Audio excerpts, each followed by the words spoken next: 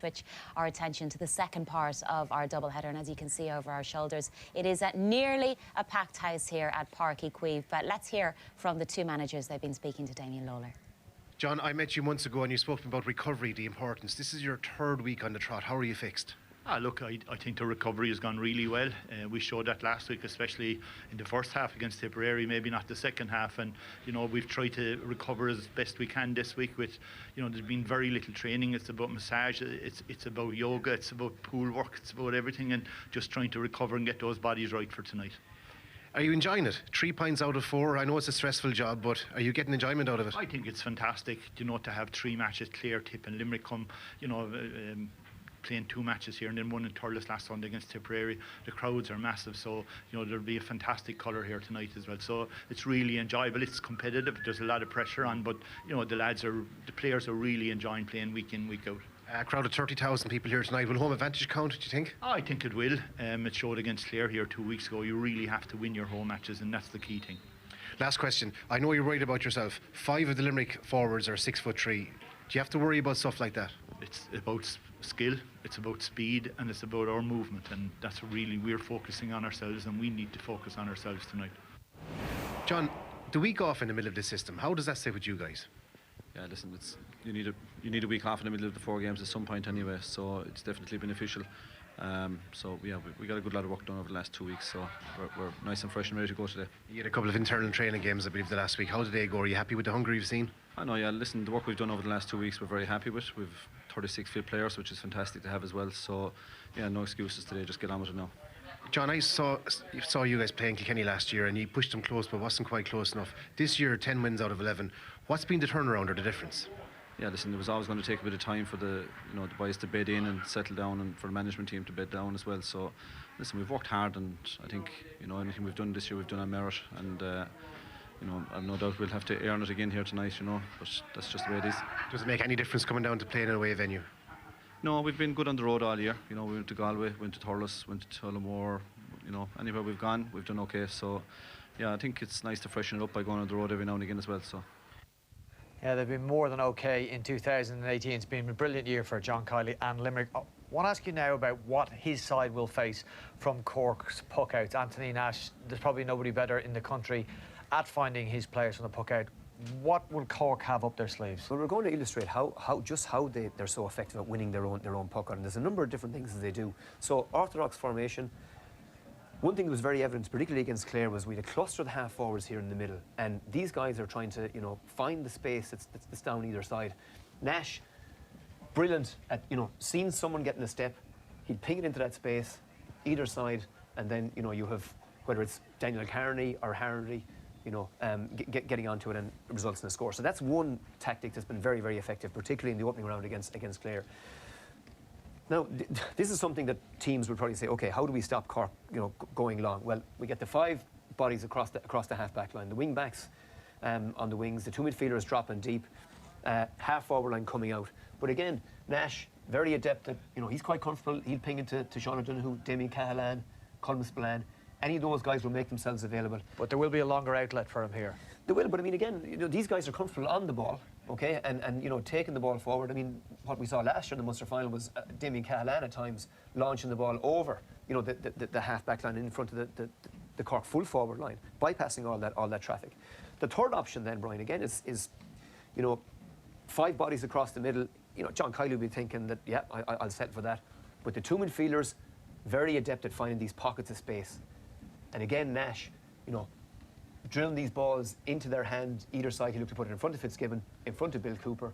And we've some examples, Brian, of where, Nash's distribution results in easy or relatively easy Cork scores. And the accuracy of Nash is to be admired when you look at this. Finding his man every time. And the space that they've created, you just showed it on the tactics board.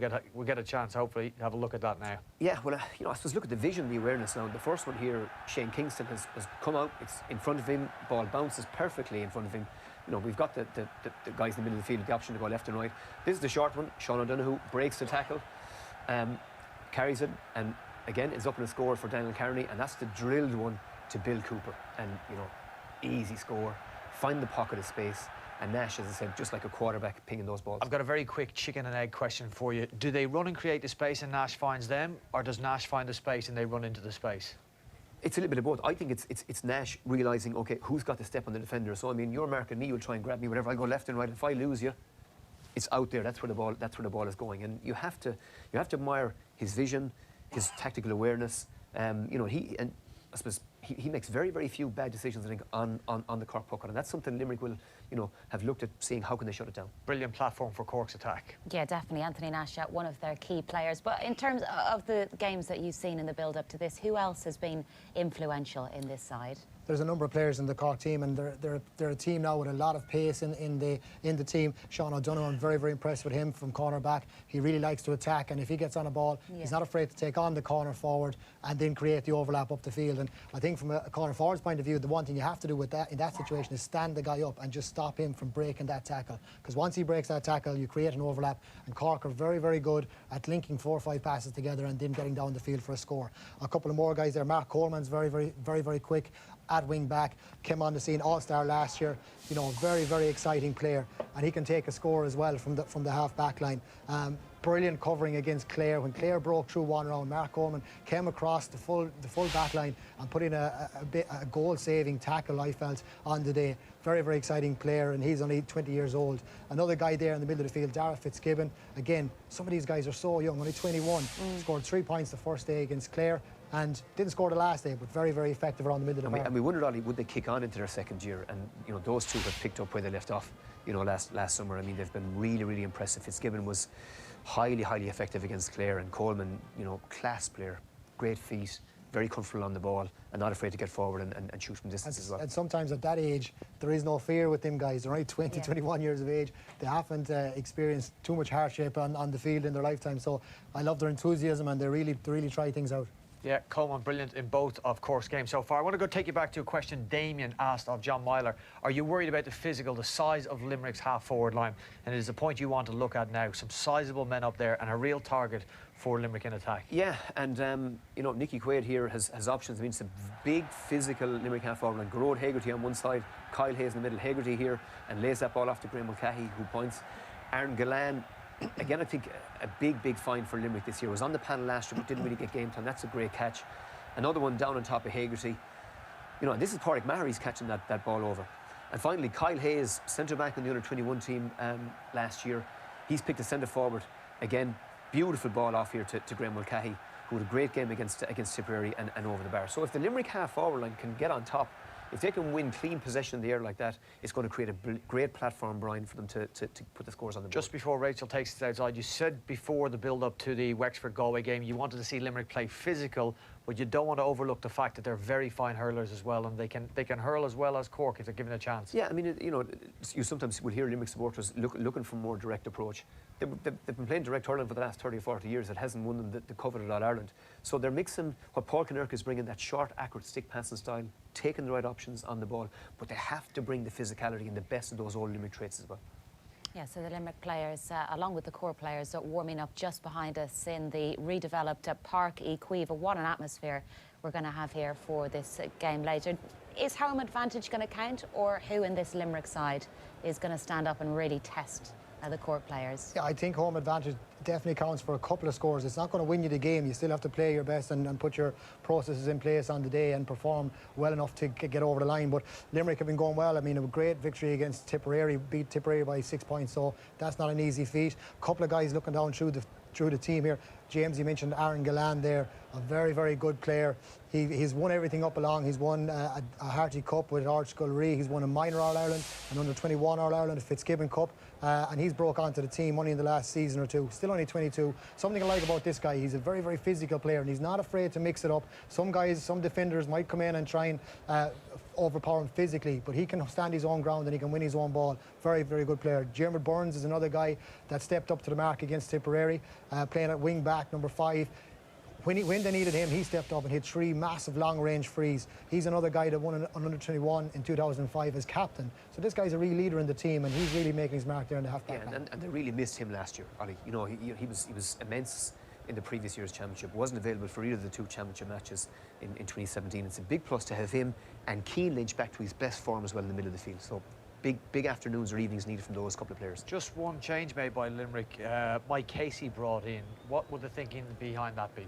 Well, Seamus Hickey really, was out of position at full-back, struggled badly in the opening game. I think Richie English will actually go to full-back, who would have played there for the minors and the under-21s with Mikey Casey, who was excellent for an Páirc in the club campaign. He came on against Tipperary. He'll probably revert to the corner. But a Cork full forward line that they're, loaded with weapons that they're going to have to put the shackles on. Jamesy, just a quick word, and it was something that you mentioned briefly earlier on in terms of the atmosphere here at Páirc Uí Chaoimh. Have you ever experienced something special like that? Best atmosphere I ever played in, Rachel. 97 Munster final ourselves and Tip in the old stadium, and it was just like a corner that day. It's kind of got that bowl feel to it. The noise seems to stay in the stadium.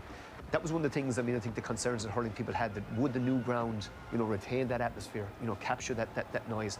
We didn't really see a full house here last year. Yeah. We're going to come close to it today. I think 30,000, and as I said, if the game heats up, hopefully we'll get a sense of what the old stadium used to be.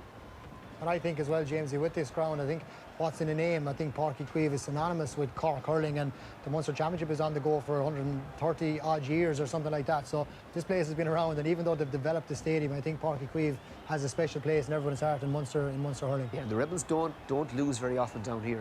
Tip came down here for years, Ollie, without any great success, and Limerick's record down here isn't particularly good either. So they'll want to keep that proud. And the guards are there trying to keep an eye on them in the middle as well. I wonder how much they'll be looking at the game against Tipperary in the second half of that, Limerick, and thinking we've got a chance here, because this side, either Tipperary were brilliant or Cork faded in the second half of that game, and that may give Limerick hope. It may give Limerick hope, but I think Cork, on the other hand, they probably would leave there a bit disappointed. But maybe that's just the kick that they need to drive them on today. Right, not long till throw-in here this evening at Páirc Uí Chaoimh. As you can see, it is, as Jamesy mentioned, almost a packed crowd of the fans, certainly appreciating the atmosphere on offer here this evening. Before we pass you over to our commentators, Jamesy, how do you see this going? Hard one to call, Rachel. For me, Cork, I think, as I said, they'll take the positives out of last weekend and probably even, a bit mad at themselves that they had the opportunities to put Tip away. I think it's at home, it's Páirc Uí Chaoimh. I think we'll see a Cork win. Ollie? I'm going to go for Cork as well. I just think they've so much pace all over the field. I think the home advantage will help them. It's a nice dry evening. It's a beautiful evening for hurling, and I think Cork, with the pace and with that youth that they have, Limerick are young as well, but a bit more physical team. I think I'm going to go for Cork. Yeah, it really is an absolutely beautiful evening, as you mentioned here, for what we hope will be a cracking game of hurling. Let's take you over to our commentary team for the 65th championship meeting of Cork and Limerick. We bid a good evening to Nicky English and David McIntyre. David? Yes, thanks, Rachel. Well, as positive a start as Cork have made to this year's restructured Munster Championship, they'll know defeat to Limerick this evening will still leave them struggling to reach the provincial final, up against a youthful-looking Limerick team brimming with confidence after that display against Tipperary, and that in the back of an excellent league campaign. Their two-week break will also have left them in good stead ahead of the trip to Páirc Uí Chaoimh. Well, Cork boss John Myler makes just the one change to the side that began the draw in Thurles. Dean Brosnan replaces Luke Meade in the forward line. Elsewhere, it's as you were. Nash, a crucial presence in goal. Sean O'Donoghue is the new face in the full back line. Mark Coleman already showing that last season was not a one-off. Bill Cooper and Dara Fitzgibbon are crucial in midfield. That change sees Brosnan make his first championship start at 11. Team captain Seamus Harnedy on the wing, while Conor Lahan moves inside to join Kingston and Pat Horgan. Well, unsurprisingly, Limerick have also kept the changes to the minimum. The only switch in the full back line. Nicky Quaid faces Cork in goal for the eighth-time years after making his debut in midfield against them. Casey replaces Hickey at 3. All three of the full back line won an under-21 title 3 years ago. Declan Hannon anchors the fence and captains the side at centre-half back. Cian Lynch is now an inter-county midfielder to be reckoned with. He's joined by Darragh Donovan. And what a forward line it is, with the likes of Hayes, Morrissey and Gillan, and their chance to shine in this Munster Championship again. Well, they'd well over 20,000 to see Cork beat Clare in the opening round robin series of the Munster Hurling Championship. There must be at least that here this evening. The atmosphere is absolutely electric, as you would expect when these sides meet, as they do meet in the championship for the first time since 2014, Nicky. Yeah, great atmosphere, Dave, and a huge crowd here. Big support for Cork, built up from last year's run when they built momentum and got to the All-Ireland semi-final. And Limerick really have been impressive this year, and they have brought great big support here as well. So there's a lot to look forward to. This is really for me, would be very telling how this game will go in relation to the overall Munster Championship. We've already seen Wexford beaten this evening. Their Wexford man in the middle, James Owens. But before we go to the game, we'll have a minute's silence for two men who have passed away in the last week. Dennis Sonny O'Driscoll from the Tyne McCarthy Club, and John O'Connor from Ballyclough, both who passed away recently.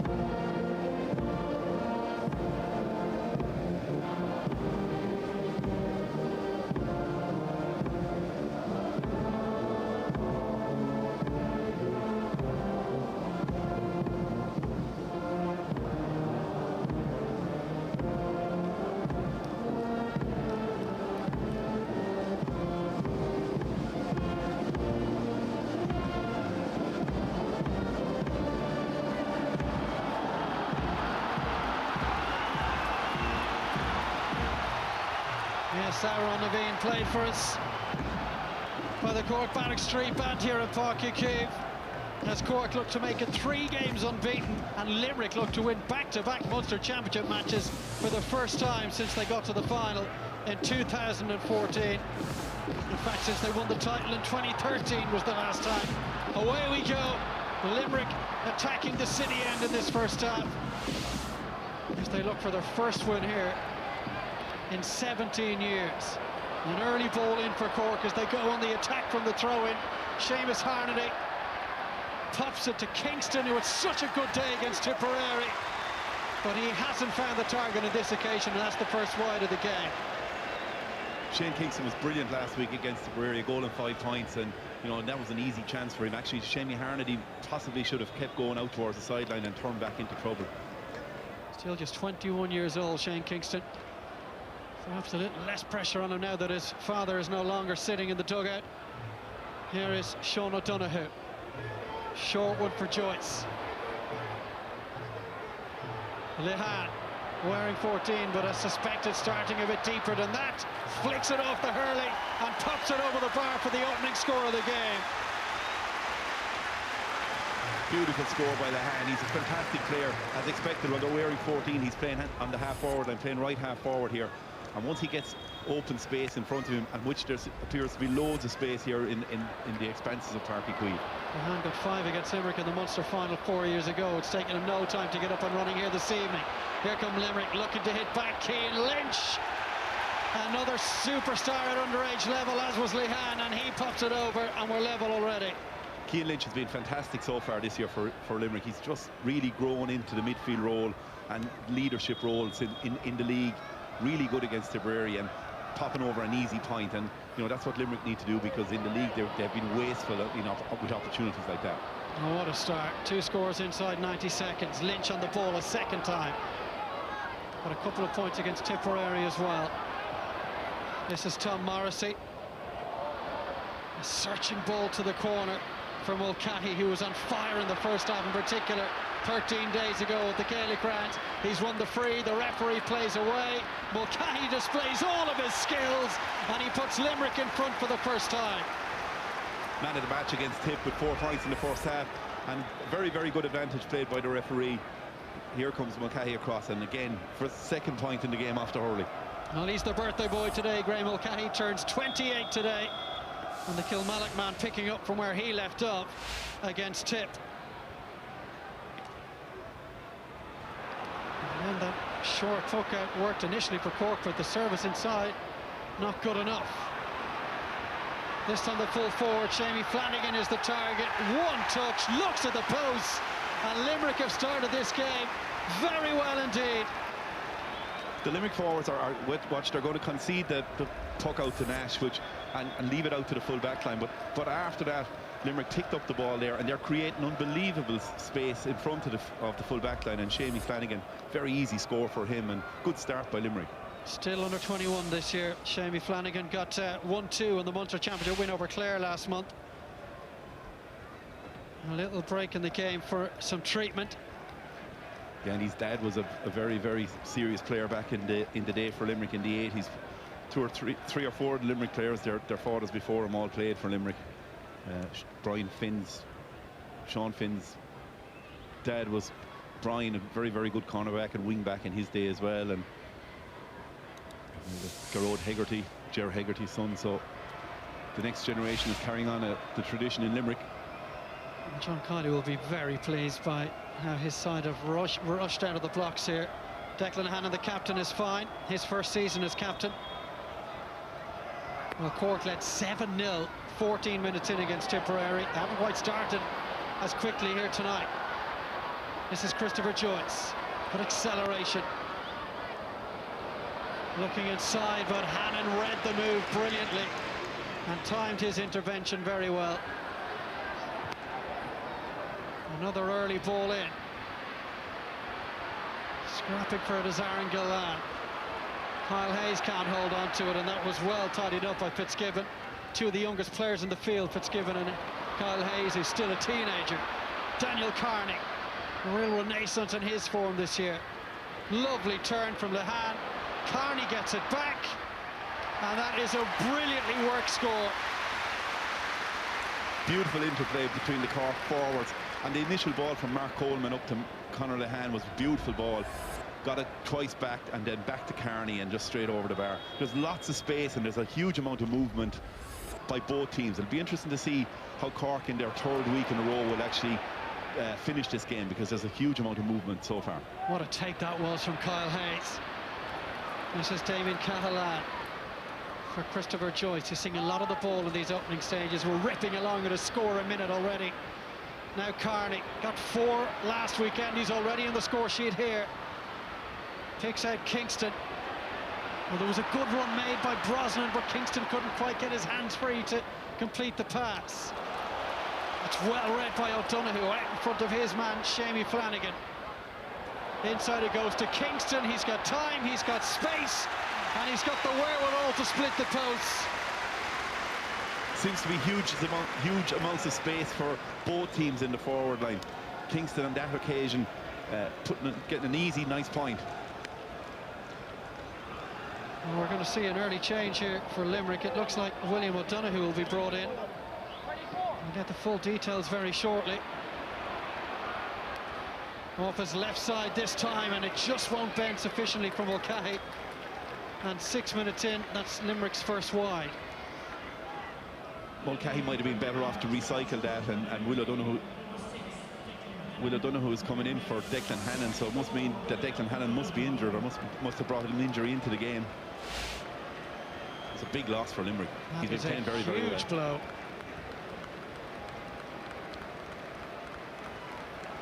Well, it would take an awful lot to force Declan Hannon from the field. And O'Donoghue coming in to make his championship debut. Part of the Páirc side that made it to the All-Ireland Club final this year. What a task he has in his hands. It's a very big position, because in the modern game, really, there's loads of space, and you have to be able to read centre-back, and Hannon has been very good at that. It's a lovely score from Pat Horgan. His first of the day.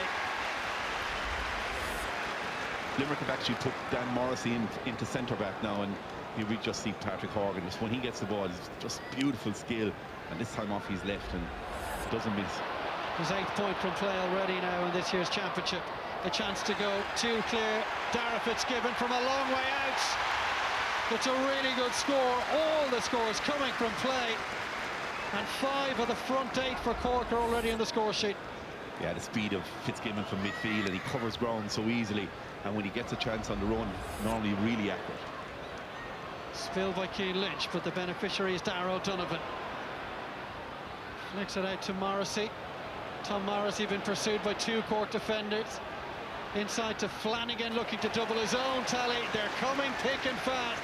It's been a lightning quick start to this game for both teams. Very exciting game. Both sides have settled in very, very well, able to create space, using the ball well.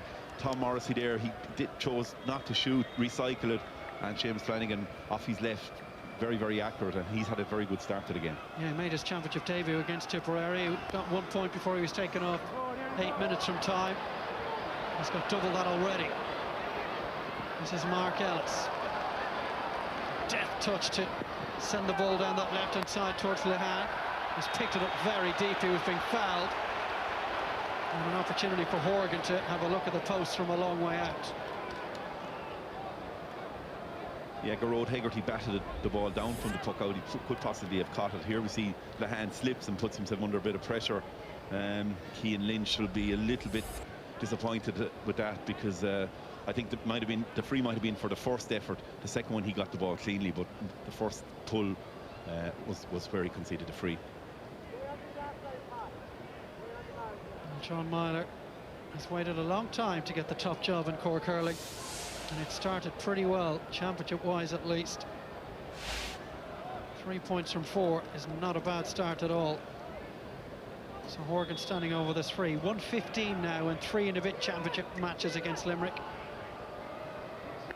It must be 70 metres out. That's no trouble to Pat Horgan, though. Yeah, he's deadly free taker. Great strike, just clean and low trajectory, a bit like TJ Reid. He's one of the best to take frees, Patrick Horgan. The lead is 2 again. They're targeting Seamus Flanagan. He's a very tall man. Just caught between the feet of Cian Lynch. O'Donovan battling for it in there. James Owens just lets it play out for the moment.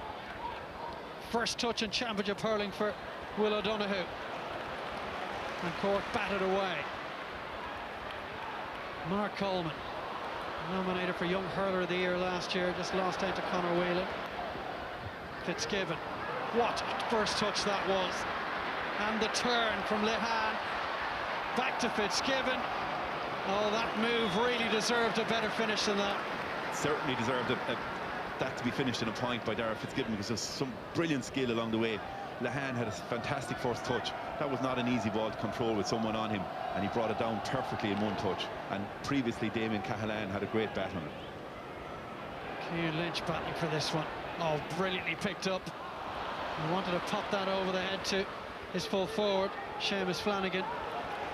And there's some space here now for Dean Brosnan. Looked inside, saw Carney lurking. Brosnan wants it back. They're working the angles very well, Cork. Brosnan with all the time in the world, and he has not managed to squeeze it inside that post. And really, Cork will feel they should have had 2 on the bounce there. Bad miss by Dean Brosnan. You know, it's his first time starting, bit anxious, and you see there he had loads of time. He had plenty of time just to stop and pop that over the bar. He couldn't miss it really.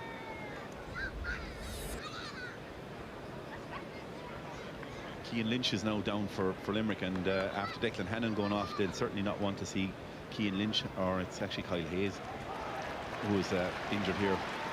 White helmets around the place for Limerick in the middle of the pitch. Well, Hayes also still under 21 this year. Won an under 21 All-Ireland last season as well, just 19 years old. He's fine, back on his feet. Here's Dara Fitzgibbon. 2 Cork men going for the same ball. Brought away by Richie English. Looking for Flanagan. Gillan in the vicinity as well. Flanagan trying to take on O'Donoghue along the end line. And he was pushed over. And this should be an easy opportunity for Limerick to have the deficit. Flanagan is revelling in the open spaces here in Páirc Chaoimh, and O'Donoghue is not slow himself now, and Flanagan was going around him and taking him on, and won the free. Good ball from Richie English to find him, but there's plenty of space in the Cork, or in front of the Cork full backline for Limerick to exploit if they get enough ball in there. Aaron Gillan had a mixed day from the place balls last week, did still finish it with 8, or 2 weeks ago against Tip rather.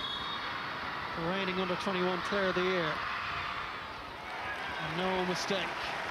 That's an easy one to start with, but you were right, against Tipperary he wasn't foot perfect on the frees, and nowadays with the standard is really high, the likes of Horgan, the likes of Reid, the likes of Jason Ford for Tipperary, they very rarely miss, so you can't afford to miss the frees. Nash goes long, intercepted by Hegarty. And racing away is Darragh Donovan. Small by midfield standards, but he's so quick, so tough and so skillful. Took the second bite of the cherry and over it goes. Good hook by Bill Cooper originally, but Darragh Donovan came in front of him, and Cooper slipped, and Darragh Donovan took his chance and took his point nicely, and level again, nothing between the sides. Missed most of the league with a broken finger, Darragh Donovan, but he's taken to the championship very quickly. A risky ball there, but Mark Coleman, the Blarney man, spinning into the space, then changes the focal point of the attack, changes the angle. And Limerick are winning a lot of those high balls, well dealt with by Richie English. Lovely vision from O'Donovan. Garrod Hegarty fires it over, and we're level in Páirc Chaoimh for the 3rd time. That's top-class hurling. Garrod Hegarty takes the score at the end, but great work first by Richie English here. Watch, he gets in front of Shane Kingston, and then Darragh Donovan with the neat ball across to Hegarty. Really, really good play from both sides, and Limerick are playing very, very intelligent hurling. And that, of course, puts Limerick in front. They've got 4 of the last 5 scores. Cahalane running beyond Kyle Hayes, but the pressure put upon him by Hayes has forced the mistake. But Limerick give it straight back to their hosts. One-handed from Cahalane out to Christopher Joyce. Down towards Lehan. This time the breaking ball off the high delivery goes Cork's way. And easy for Nicky Quaid. Made his debut in the championship 8 years ago, out the field for Limerick at this venue. Missed by Flanagan and picked up by O'Donoghue. Switches the play to Mark Ellis. Cork persisting with this short game. Daniel Carney again along the deck. The first touch needs to be immaculate to play that game, and that's what Horgan has. And he has the finishing ability as well, usually, and it just drifted at the last second. Just drifted off, but Horgan is doing well here on this side. First met these counties in 1893. They've served up some brilliant games in the meantime, and this looks like it's going to be another one. Limerick this time can't find the target. Yeah, Kyle Hayes wide there with that one. Kyle Hayes really hasn't been in the game as much as Limerick would like. He started centre forward, they moved him now to wing forward, switched him with Tom Morrissey just to see whether that can get him into the game. Again, Nash goes long. Lovely flick away by William O'Donoghue, who's done pretty well since coming in for Declan Hannon. Yeah, Will O'Donoghue has plenty of experience. But the Páirc, he's a big unit as well, and you know, he's been chomping at the bit to get into the team. He's had a bit of injury, so you know, he'll relish this chance.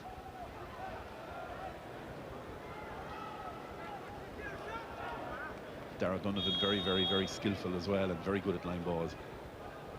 So the sideline cut from Darragh Donovan, not one of his best. Picked up by Dean Brosnan.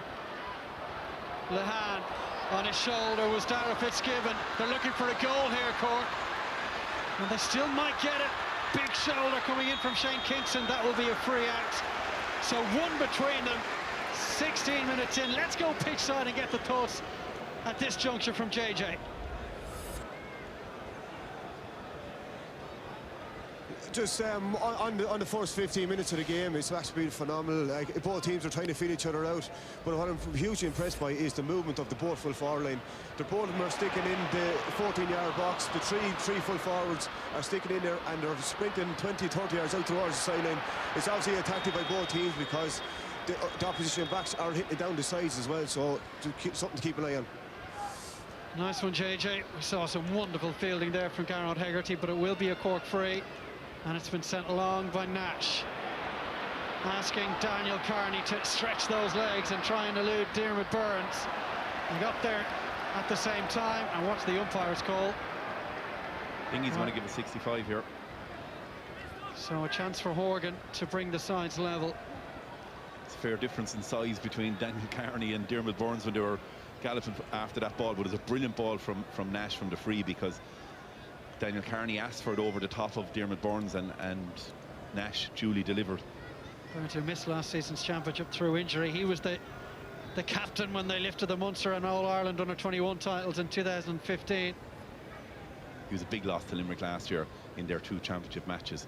He's really is a big leader for the Limerick younger outfit, and very strong and great range. He can hit the ball. In some cases he can hit it too far and sometimes hit too many wides, but when he's controlled, he's really good. Horgan, who won his 3rd All-Star last year, deadly accurate.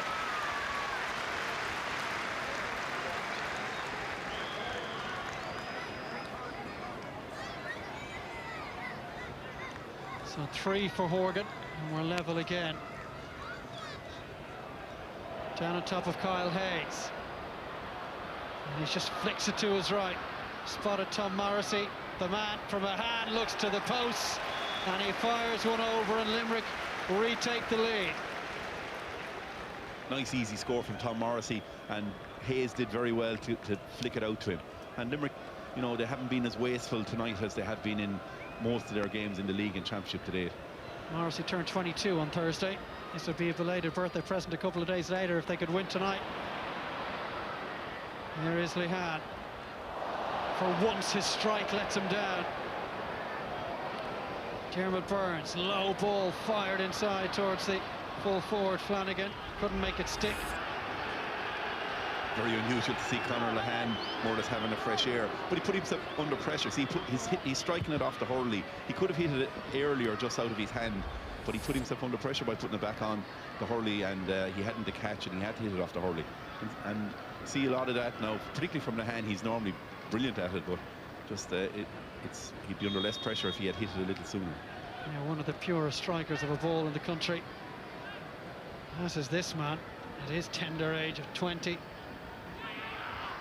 All-Star in his first full season as a Cork starter.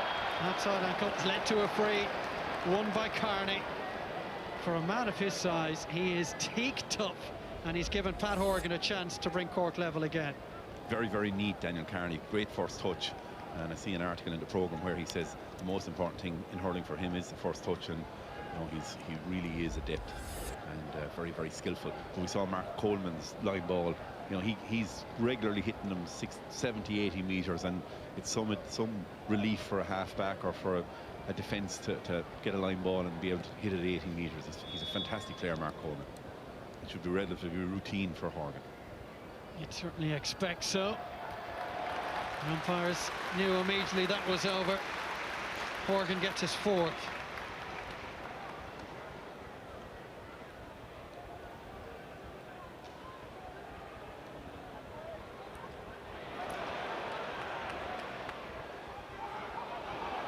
O'Donoghue. It gets away from him, picked up by Carney. He's seeing a lot of the ball. That's a really poor delivery from Coleman, though. We've just been singing his praises. Cian Lynch spotted a rake of space inside, and he's just popped it nicely into the path of Mulcahy, who should have made it stick. And it's cleared by Sean O'Donoghue. Now it's Conor Lehan.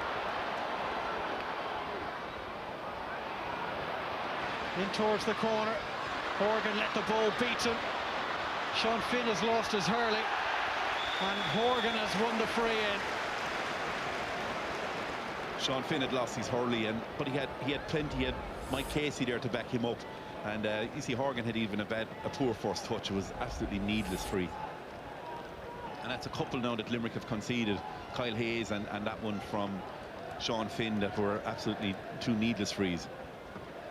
Well, it was their lack of discipline in the first half against Tipperary that kept Tip in the game, allowed Jason Ford, I think it was 7 frees in the first half alone. Yeah, you know, Seamus Hickey was probably paying the price for that by not starting tonight. Pat Horgan has almost managed to put that out of the stadium, but not quite. So another one for him, his 5th. Nicky Quaid down towards Garrod Haggerty. He spills it, but it's collected by Lynch. Oh, space is at a premium over on that sideline, and it's gone Cork's way. Cork are just on top of the moment. They've got 3 of the last 4 points. Crucial period now, heading towards half-time.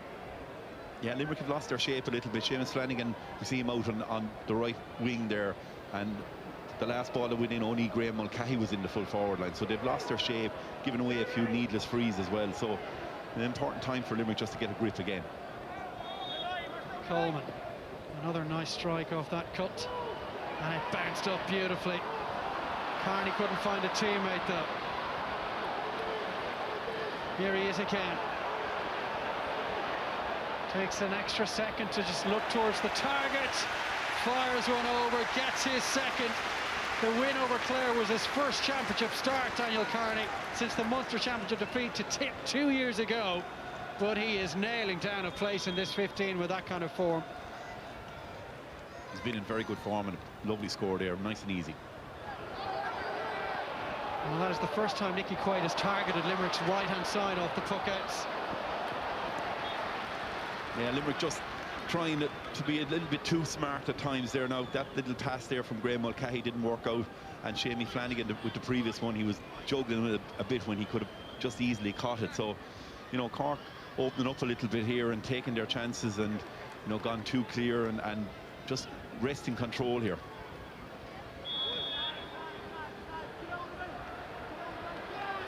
So 2 between them. Sean O'Donoghue has gone down in an altercation with Aaron Galland before that sideline cut could be taken, and was right under the nose of the linesman on the far side. Yeah, Paul O'Dwyer is going to have a chat here with James Owens, and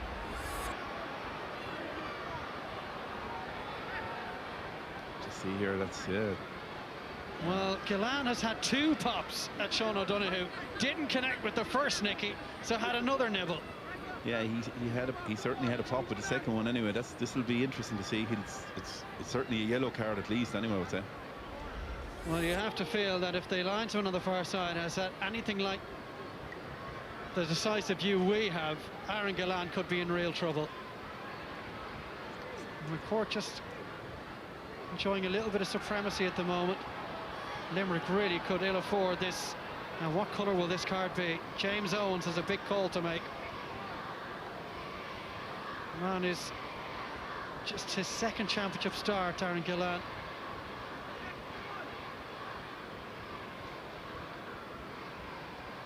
How much trouble is he in? It's a big call now. James Owens had a glance towards the sideline there. That's where he's sending the young corner forward. A moment of absolute stupidity from Galland, and he has cost his team. They'll spend the rest of this game with 14. Yeah, I don't think he can have a whole lot of complaint now. He's going to put Sean O'Donoghue here as well. I don't know what he's going to book him for, really. He didn't do a whole lot.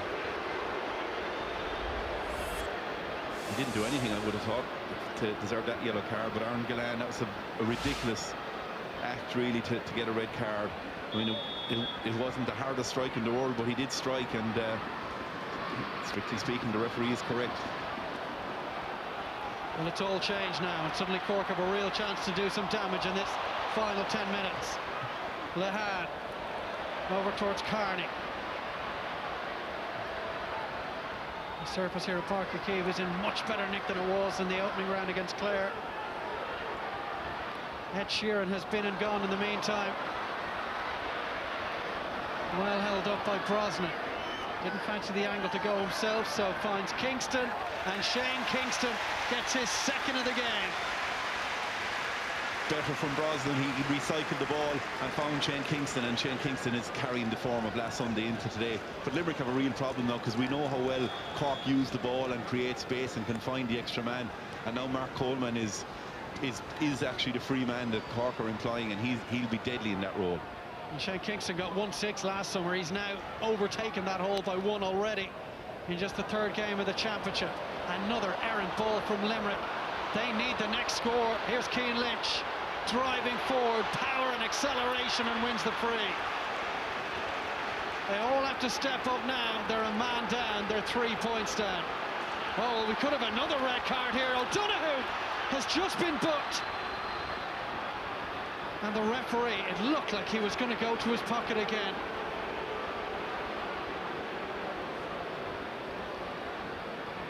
Well, it would certainly be very harsh, because he certainly shouldn't have been booked the first time. And the Limerick players are looking for him to be booked, but I think he's safe enough. Now Limerick have to find a free taker here, because Aaron Gillan was the free taker, so I say it'll be Tom Morrissey. Looks like he's going to take it.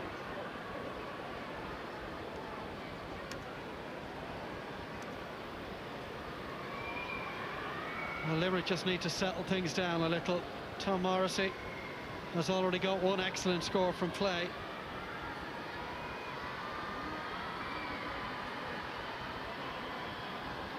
Man with a huge amount of medals already amassed in his underage and college's career. He's looking to complete the Munster set with a senior medal this season, and that will help. There's 2 between them. This will be difficult for Limerick now on the puck out, because Cork will definitely go short. Well, it's a clear tug of the jersey, and I wonder, Nicky, had he not just been shown a yellow, would he have got one for that? He might just have.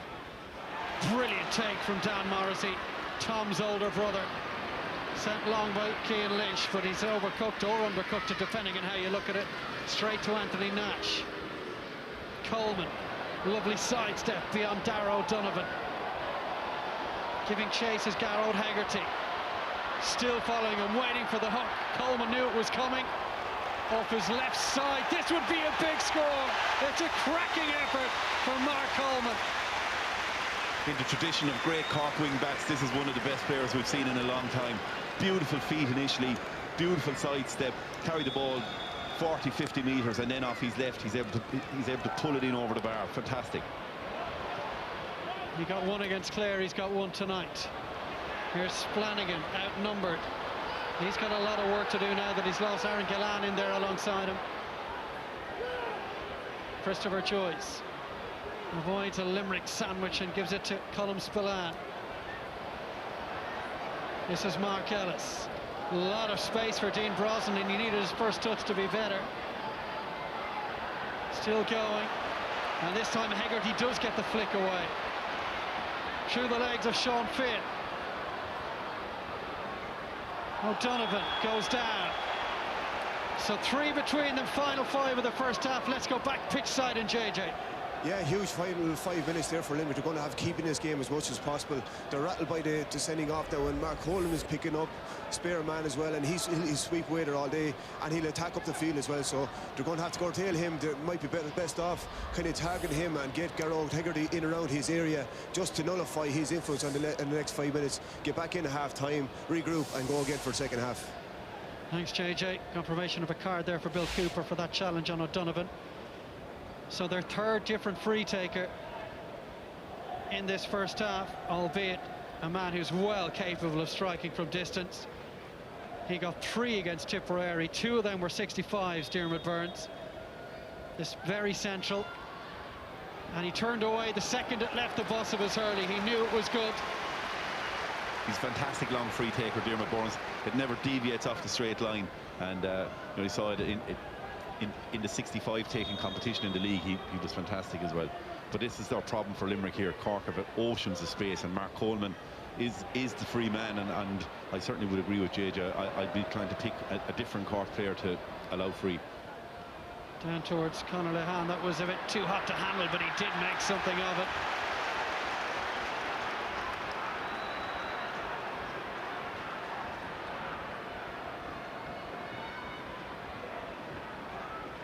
Burns, incidentally, the 8th different scorer Limerick have had in this first half alone. Can they finish this half the strongest? Very congested space. They've shown plenty of skill there. O'Donovan just takes an extra touch to get away from the cover. Asking an awful lot, though, of Hegarty down that right-hand side. Coming out to those Hayes from the stand side off his left side. It was a big ask. Leaning back, he's fired. Just Limerick's 3rd wide of this first half. Yeah, and 2 of them have been for Kyle Hayes. But Darragh O'Donovan did very well there. The problem for him, he couldn't hit the ball in because there's nobody in there, only Graham Mulcahy, who was outnumbered. Anthony Nash is having a field day from the puckouts now. Straight to Darragh Fitzgibbon, and Darragh Fitzgibbon pumps it over the bar. His 2nd of the game, and the lead is 3 again. Yeah, as I said earlier, Cork love to create the extra man and create space, and you know, it's a real problem for Limerick now to be a man down against Cork, particularly because they're so economical with the ball. Played all the way down towards Mulcahy, who was just bumped off the ball by Colm Spillane as it arrived. I'd say John Kiely would like to get the first half over here now, and if Limerick can stay in it for whatever 4 or 5 minutes play we'll have left here, if they can stay within 3 points and get into the dressing room and get reorganised and get resettled. So 2 minutes left. Here's Coleman. It's through the arms of Dan Morrissey. Brosnan couldn't hold on to it, neither could Lehan. What a battle for the ball it is there. Gathered by Cooper. Trying to beat his opposite number, Cian Lynch. Cooper has options to his right. Oh, and maybe he should have gone alone. They've really butchered that opportunity, Cork. Yeah, Bill Cooper was in 2 minds, really. Initially he was going to give it to Darragh Fitzgibbon, and then the space opened up in front of him, and actually when he decided, it was too late by the time he decided to give it back out to Darragh Fitzgibbon, and as you say, it was a great chance butcher, and Limerick lucky to get away with that. He got 2 in the Munster final win over Limerick back in 2014. Bill Cooper maybe should have gone himself on that occasion as well. We'll have 2 additional minutes, which we'll have confirmation of very shortly. Nicky Quaid, can he pick out a green shirt? Going down that right-hand side again. Great take from Hegarty. Garrett Hegarty has an advantage coming his way. Mulcahy, the referee's arm is still in the air, and they'll come back for it. That's really good refereeing from James Owens, so no advantage accruing. Great catch by Hegarty, and that's really what Limerick have to do. They have to try and win the ball, win frees if they can, because you know they need to cut down on shooting from, as Kyle Hayes has done from the sideline. Hegarty, great, he's a huge man, great take, and won the free, and good refereeing by James Owens to allow the advantage. And it's a very different test for this young Limerick team tonight. They led pretty much for the entire game against Tip.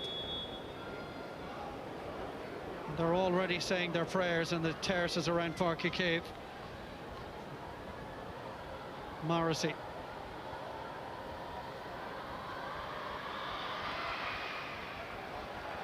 And Tom Morrissey pops that one over the bar, and that's his 3rd. 2 frees now that Aaron Gillane has departed. We think Gillane was sent off without actually touching the ball in the game prior to that. Carney, brilliantly targeted by Nash, and then he just turns straight into his opposite number, Tom Morrissey. This would give Limerick such a lift. Oh, that's huge, and the lead is 1. Morrissey there just bundling Daniel Carney off the ball here. Watch Carney.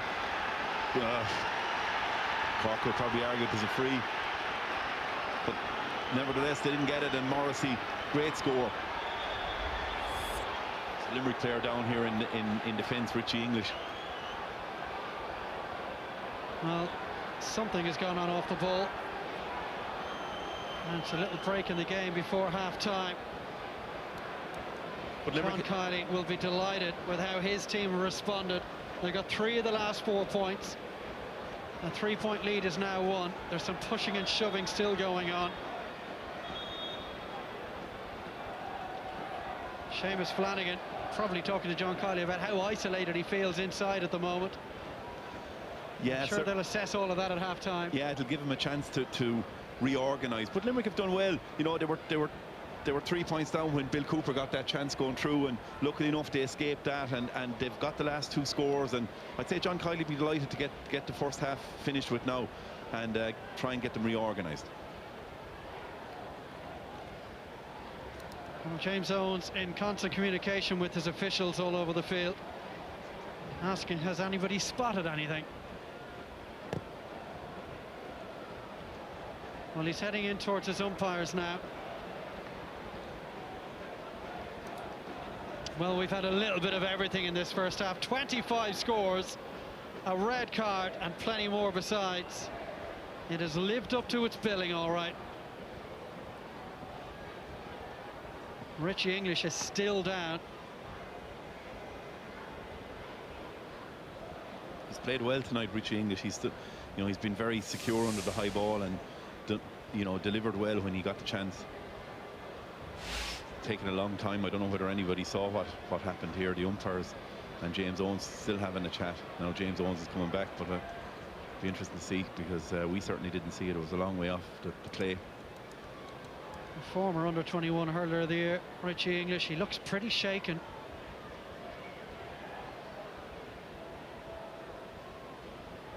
And judging from the referee's body language at the moment, I'm not sure he's got a culprit in mind.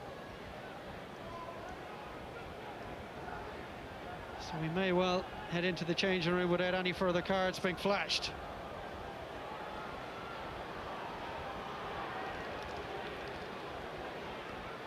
James Owens has given him plenty of time to recover, but I think you're right, he doesn't seem to have any culprit in mind. Well, he's been winded, and he'll be delighted to get given this bit of time just to get the oxygen back into the lungs. Former minor captain, led them to the Munster title 5 years ago. Well, he's got his cards in his hand, James Owens. He's had a lot of paperwork to get through in this first half already.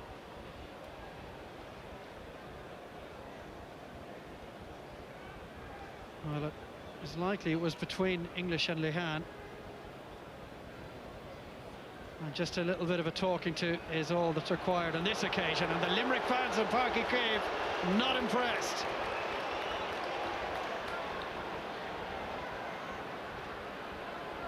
And the ball is coming from the other side.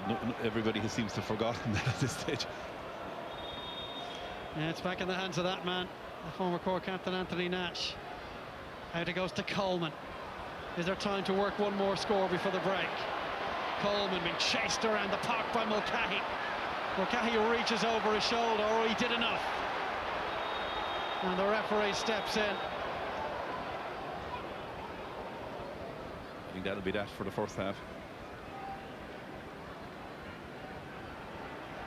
How much longer is he going to play? Cian Lynch battling for this throw up with Seamus Harnedy. Limerick looking for the equaliser. They won't get it with that kind of a delivery. Colm Spillane. Spillane from out the field, looking to double Cork's lead, and that's a bad mistake from Limerick. How costly it might be. Colm Spillane's first ever score in senior championship hurling is a belter. He'll enjoy that one. Down towards Flanagan, and he gets onto it. Angle ball back inside, and it's well taken. Mark Ellis' fetch is the last piece of skill we'll see in this first half. A brilliant first half. 26 scores in total. Limerick down to 14 players. We'll have an awful lot to get through in our analysis after the break. Half-time at Páirc. It's Cork leading by 2, 14 points. Limerick 12 points.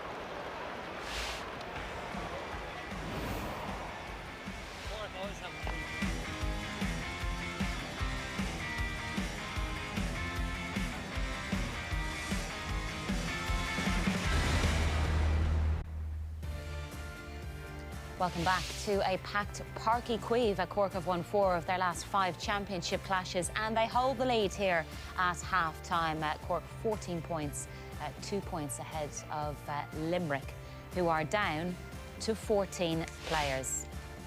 Ollie Canning in the studio alongside James O'Connor and Brian at the Sky Pad. Let's just take a look back at some of the action. And we'll start, there is 2 points separating the two sides, but Limerick have had some really inspirational scores. They have, and they started really well. The game started at a frantic pace. I think we had 9 or 10 scores in the first 9 minutes. You can see Cian Lynch, he's on a lot of ball today, and a great score to start him off today. I think he's on 6 or 7 possessions for that first half. And again, Graham Mulcahy here coming in along the in-line. Takes his time, he got fouled, but in fairness shows a lot of composure and knocks the ball over. So some great ball coming in from the defence here, and another great ball down the wing here. Seamus Flanagan, I think that was his second point of the first half. So from Limerick's point of view, everything going very, very well. This is just coming up to half-time, and Limerick really, they would have went in if the half-time whistle had gone here. That was Tom Morrissey that robbed Daniel Carney there. If the whistle had gone there, they would have been very, very happy. 1 point down. Unfortunately, Cork came back and got a bit of a killer blow at the end to go 2 points up going in at half-time. What will that mean, that point at the end for the Limerick side? Well, that was the physicality we spoke about before the game, and the Limerick crowd nearly jumped out of their seats because that's what they're looking for. And we haven't seen maybe, it's been a very open game, and that's the type of game that maybe suits Cork more than Limerick. I think the killer score really was Colm Spillane's point. I think if John Kiely could have got to the break, one behind, he'd have been immensely satisfied. Sloppy score to concede. Yeah, it was just, you'd hope that maybe the referee might have blown the half-time whistle a fraction early, but Colm Spillane backed himself, and it was a great score that gave Cork maybe that extra lift going into half-time. And Ollie, one player that you mentioned before the game started, Aaron Gillan. Moment of madness from there, now down to those 14 It's funny, players. I mentioned before, I said one thing I like about him is he holds his own ground, and he looks after himself. He's a physical player. Yeah. He's probably, Sean O'Donoghue here seems to be maybe holding on to his jersey just before this line ball, and Aaron, he reacts there. The linesman is only a couple of metres from him there. He has a bit of a go at him here just to try and maybe get away from him, and then the second pull really, it was just overboard, and really, realistically, a linesman looking in, he tells the referee, a striking offence is a red card. Unfortunately for Aaron there, he sees red, and it's just a moment of madness, really. You just can't do it. The cameras are there, straight in front of the linesman. Really, poor decision by Aaron Gillan. And Sean O'Donoghue, who was probably incorrectly booked in that instant, was lucky maybe not to dodge a yellow card for that pullback on Cian Lynch. The Limerick players were screaming for a second yellow. Nicky, I think, said in the commentary, I think he got it right, that it would have been a harsh if O'Donoghue had been sent off. Numerical advantage now for Cork. You're going to look at the effectiveness of Anthony Nash's puck-outs. That will become increasingly important in the second half as he's got more to aim at. Yeah, and Limerick have been quite prepared to... the full forward line has come out. They've been prepared to concede the short puck-out. But this is what Nash is brilliant at. Floats the ball over the Limerick half-forward line into Darragh Fitzgibbon's hand. He has time to look up, and then it's going to be that diagonal ball in front of that inside line. Horgan's out in front of it. 5 points in the first half, I think, from 6 shots on goal. This guy just doesn't miss. And, a score set up by Nash. Now, this is the Limerick puck out. And Nicky Quaid has delivered a lot of good ball, but Fitzgibbon, who's probably been Cork's best player in that first half, he's been everywhere. He picks it off, intercepts it, and it's straight back over Nicky's head, and a great score for Cork. So that puck out battle, and with Cork now, having the numerical advantage, Nash will ping it to the spare man and the extra body that Cork have. But importantly, you don't believe it's a lost cause yet for Limerick. They're still in it, and there's a word of warning for Cork as well. You're going to look to a point they got before the sending off, but just as an indication of the quality that Limerick had. And again, Limerick are quite prepared to concede the short puck out. This goes to Damien Cahalan. He probably gets away with one here because it's a loopy pass to Mark Coleman. Coleman's pace probably gets him away from it here. Again, he's looking to hit the diagonal ball. But the Limerick half-forward line have worked really, really hard, Brian. And if we freeze it here, this is Gearóid Hegarty. He's tracked back. Richie English does well to win the breaking ball. And then Limerick are around the attack. Good hand pass into Darragh O'Donovan. And Hegarty, he's making that run forward. Lovely weighted pass from O'Donoghue in. It's perfectly weighted. Great touch into his hand and over the bar. And Limerick have got some real quality scores in that opening period. The sending off, we've often seen in the past where the team with the numerical advantage doesn't necessarily kick on and win the game. It's not a foregone conclusion, but a lot of good quality Limerick scores, particularly early on. Simple message from John Kiely to his players, despite being a man down. They've got to play with their heads. They've got to, use the ball now efficiently. Cork would have a spare defender at the back. They can't hit that ball aimlessly. They've got to do what's worked well for them, and as I said, that's looking for the runners, trying to put the ball in front of Seamus Flanagan and Graham Mulcahy, but the task got a lot harder with that sending off. Yeah, precision probably will be the message. Yeah, and just 2 points to separate the two sides at half-time here at a packed Páirc Chaoimh between the only two sides that are unbeaten in the Munster Championship. To join us for the second half after the break.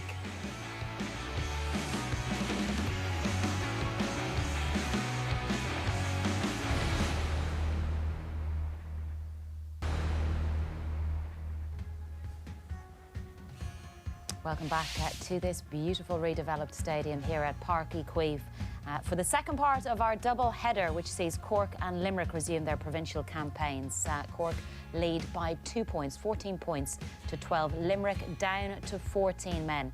Those are stats from the first half. Let's take you down to the sidelines now, where our reporter Damien Lawler is with JJ Delaney. Damien.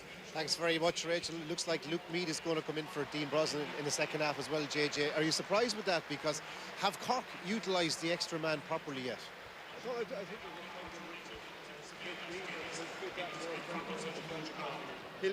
He'll come very, very deep. He'll come very, very deep now, and he'll look for the ball as well. So it's going to be intriguing now to see in the second half how they go. But from a Limerick point of view, I'd expect their forwards to run himself into the ground for 15-20 minutes, because Limerick have that bench to come on. They have Shane Dowland. They have Shane Dowland to come back on as well. The likes of Pat Ryan got a goal against Tipperary. So if I was John Kiley, I'd tell run yourself into the ground for the first 10-15 minutes. We've guys to come back on the field there as well. I'll share the microphone here with you, JJ. It looks like Shane Dowling, he's getting ready to come in for action as well. Declan Hannon, of course, went off early in the first half. We've inquired what happened to him. Not much news coming out so far. It wouldn't be a non-traditional injury, I feel. How much of a loss was he, JJ? He's a huge loss. I think Declan is the heartbeat of this Limerick team as well. He was up in the forwards for a couple of years, but now he's actually finding his position centre back there as well. So, no, a big loss. All right, now we're hoping now it's not a serious injury. Can they sort the puck-outs out, JJ? Yeah, they've been absolutely phenomenal in the puck-outs in regarding the way they're running, but for the second half, I think they should be hitting Garrod Hegarty along with the puck-out, and then that's your platform to work off again for this Limerick team. Okay, 14-12 all to play for. Back to you, Rachel. Damien, thank you for now. We'll get his microphone fixed. Do not worry about that. So 2 points separating the two sides. We're still waiting for the teams to come out. Let's just take a look back on the Cork full forward line and some points that came through from them. Yeah, well, I mean, there's so much quality in there, and it's all really about the ball going in. I mean, here we see Lahan, taking the defender on, and this is not easy. Put it off the stick and just bends it in just inside the post. Again, lovely ball into Shane Kingston, find that pocket of space from Mark Ellis, and Kingston picking up from where he left off last Sunday when he was really Cork's probably best forward against Cork. And there's that diagonal ball in. Harry does well here, but one thing myself and Ollie discuss here is the amount of room that they're giving the Cork forward. So you can't send off Shane Kingston like that and not pay the price for it. They're just too accurate.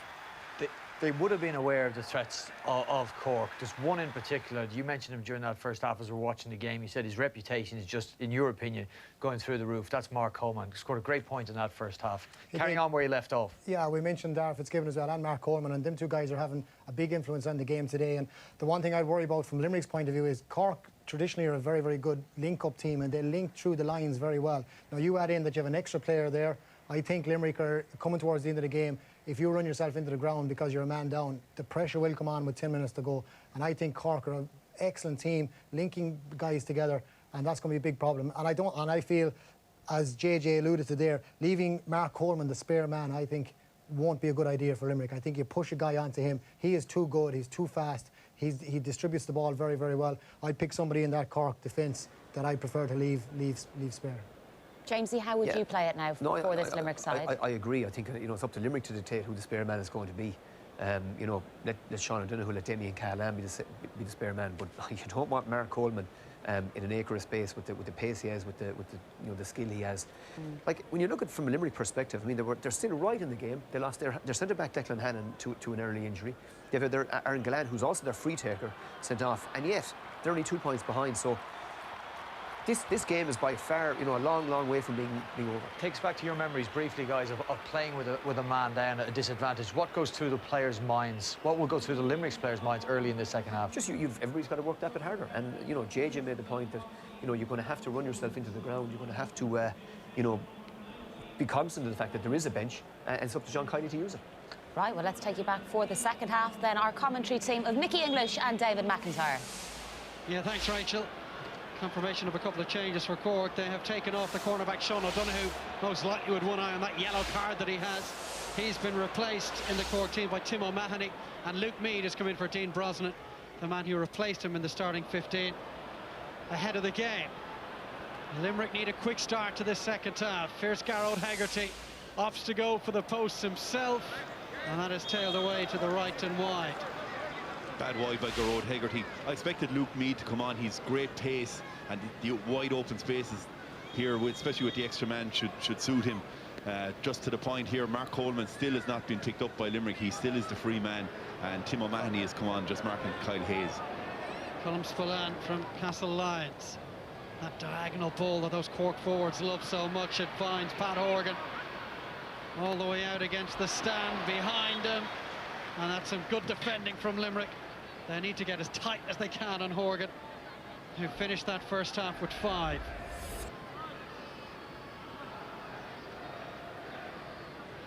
Great block by Richie English. Originally he missed the ball coming through, and you know, always with defenders, the first thing is you must block the ball when it's coming through to you. You've got to stop it. He didn't do that, but he got back and remedied the error. Cork's 3rd game in 13 days, but they look full of running, still as sharp as they were against Clare here a couple of weeks ago. Delivered long by Diarmaid Byrnes, but Limerick's forward line hopelessly outnumbered down there. Mulcahy doing his best to make something of it, and putting Coleman under all sorts of pressure. That's really leading from the front from Graham Mulcahy, the birthday boy, tearing into Coleman, who's giving as good as he's getting. Yeah, Graham Mulcahy certainly, he upset Mark Coleman there. Coleman was completely on his own initially, and he lost his head then as well, and I think we're going to get 2 yellow cards, but Graham Mulcahy did brilliantly. But it just shows the amount of work that the Limerick forwards are going to have to do. Diarmaid Byrnes, he really hadn't much option, hit it down, and there's only Seamus Flanagan and Graham Mulcahy are really the only players Limerick had inside the 65-metre line. And yeah, 2 yellow cards here, but Graham Mulcahy, you know, he put it up to Mark Coleman, blocked him down, and that's John Kiely will be. If you're ever, you don't want to get yellow cards, but if you're ever going to get one, that's not a bad one to get. Was there a dirty stroke in there as a yellow merited for both? No, but I think, you know, in the context of the game, you know, look, you can't have fellas bouncing off one another either, they really, you know. The sun is peeking out from behind the clouds. It's a beautiful evening on Leeside now. In along the ground from Shane Kingston. Horgan being battered and buffeted from all sides, and the referee gives the call his way, and this will be a tap over for the Glen Rovers man. Yeah, I think Horgan that's a bit soft really. Limerick had him bottled up. If they did foul him, I doubt if they did, but if they did, they needn't have. Watched, there's 3 of them on him. He's going nowhere. He's lucky to get the free there, but initially the mistake was made again by Richie English. The last 2 balls have passed him by, and he needed to cut that one out as well. So the Cork lead is 3 again. The sun now behind Nicky Quaid here is an issue for the players down the field. Is very much, as you can see, they're struggling with it. Yeah, certainly going to be an issue for Anthony Nash in that far goal mouth. Days long gone where the hurling goalkeepers could put a cap on with the sun in their eyes. Limerick have won a free immediately afterwards, and they'll have a good chance to reduce the arrears to 2. Tom Morrissey has already got 3 today. You get the feeling that the game needs a goal really as well. It hasn't really a goal chance other than Bill Cooper's run on goal where they butchered that chance. But other than that, there hasn't been really a goal chance, and you know, you'd like Limerick might need a goal to actually, with 14 men, to sustain them. Well, there haven't been many between the sides recently, just 4 goals in the last 4 championship meetings. And Morrissey makes no mistake. His 4th. Limerick are just hanging on in there.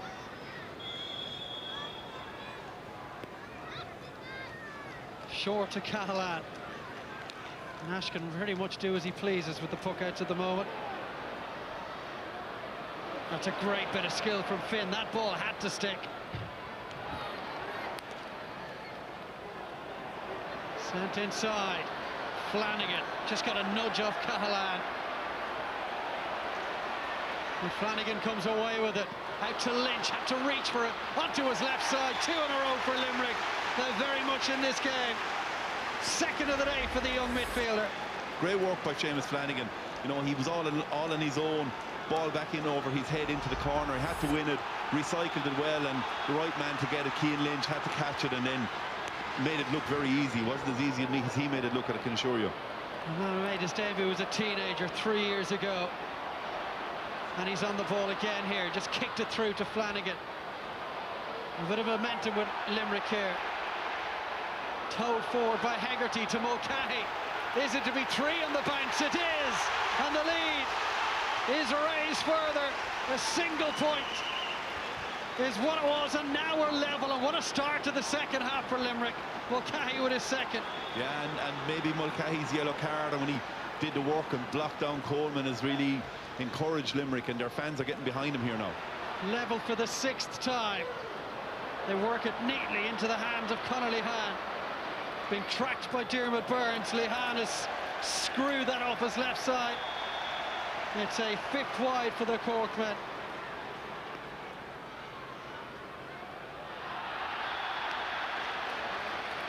Well, Limerick haven't managed to make much on that puck out. It will be a Cork ball on that far side. Yeah, bad mistake by Nicky Quaid. Will O'Donoghue was out over the line when the ball came to him.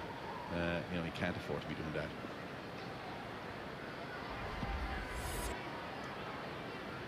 But Cork certainly don't seem to be moving and with the same energy that they were in the first half. I know it's early in the second. We're only 6 or 7 minutes gone in the second half, but they're just they're not as energetic as they were. And maybe sometimes when you have an extra man, you think that that's going to do it for you, and everybody can ease off a little bit. It's a neat 1-2 between Carney and Bill Cooper, but Carney was under all sorts of pressure, taking the shot on, can't add to his tally of 2. It's another wide for Cork, their 6th. As I said earlier as well, it'll be interesting to see Cork on their 3rd week in a row, you know, what their energy levels are like down the stretch here. Well, Tips certainly started the second half better than Cork in their meeting 6 days ago. They got the first 5 points of the second half in Thurles. Limerick lead the second half 3-1 here, but Cork have a free act.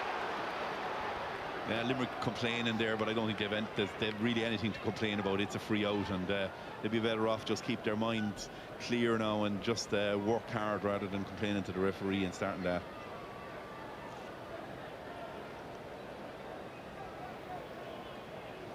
And the ball's been put down by Mark Coleman. Everybody's shielding their eyes from the glaring sunshine now, including this man, Pat Horgan.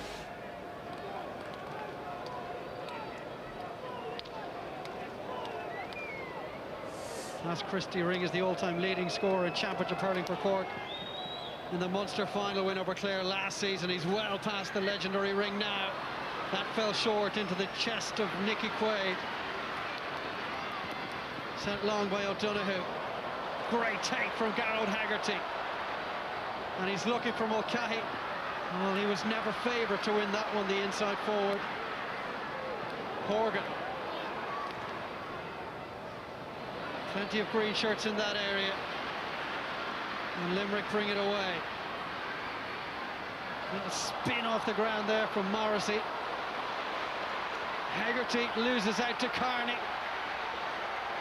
Possession vital. Cork bring it away. And they've acres of space inside. If Horgan can lift it. Horgan with a goal chance for Cork. Brilliant finish.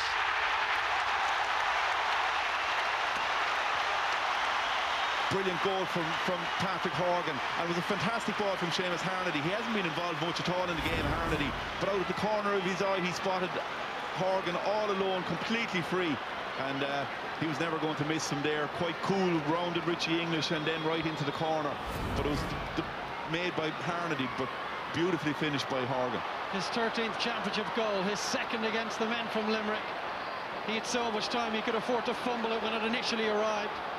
And Limerick are in a bit of bother now, trailing again by 3.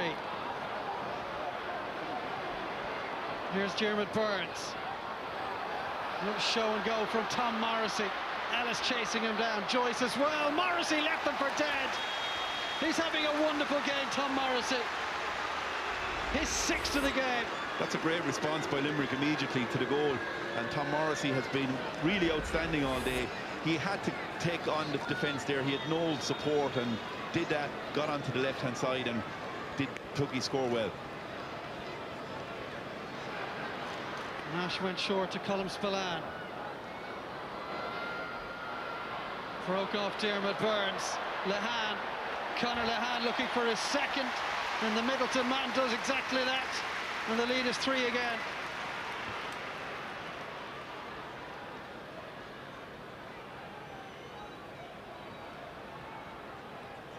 Nicky Quaid looking down the field.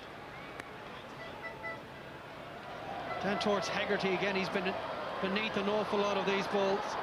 Gathered by Coleman, who's just floating across the pitch as the spare man, but he's blocked down. Morrissey looking for another. He can't miss at the moment. End-to-end stuff now, and scores coming freely. And again, Mulcahy blocks down Mark Coleman. Great work by him, and the right man again, Tom Morrissey, to shoot unerring. Limerick will stick in this game. Away by Spillane again. Mulcahy pressurised him that time. Carney. Nice spin away from where the tackle was coming. This is Bill Cooper. Picked up by Luke Meade. I think that's his first touch since coming in. Not a bad way to get your first touch, and over it goes. He did an outstanding year last year, Luke Meade, and his form dipped off a little bit, but he's really, really fast and very accurate.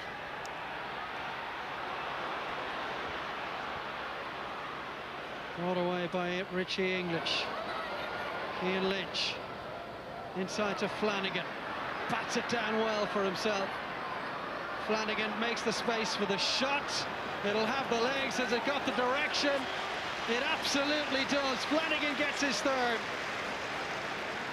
This is great stuff. It's going from one end to the other, puck out to puck out, and both teams scoring freely now. Nash couldn't quite find his target. Space again now for Flanagan, looking for a 2 in a minute, and it's tailing away to the left and wide. Actually, we saw Patrick Horgan in the first half with almost exactly the same miss from the very same place. But on both occasions, the ball just tailed off from right to left. Yeah, just turning it over ever so slightly. There's no breeze to speak of. It's almost a breathless evening in Cork. The ball over the top into the space. The delivery and the service from the Cork half-backs has been excellent. And across his body, he's claiming the score, Seamus Harnedy. He hasn't got one as yet. He's looking for technology to intervene, but that's not available here just yet. Drilled in low to Flanagan, out in front of his man again. Flanagan, oh, that's a brilliant score. And the lead is down to 1-4 for Seamus Flanagan. He's been himself and Mulcahy are really, really working hard for Limerick. He's been fantastic, Seamus Flanagan, and really accurate then when he gets the shot. Just 21 years of age, just his second appearance in Championship hurling, as Cork look for another one, and that has gone to the left and wide. But Limerick really hanging in, man down and all, but they're hanging in well.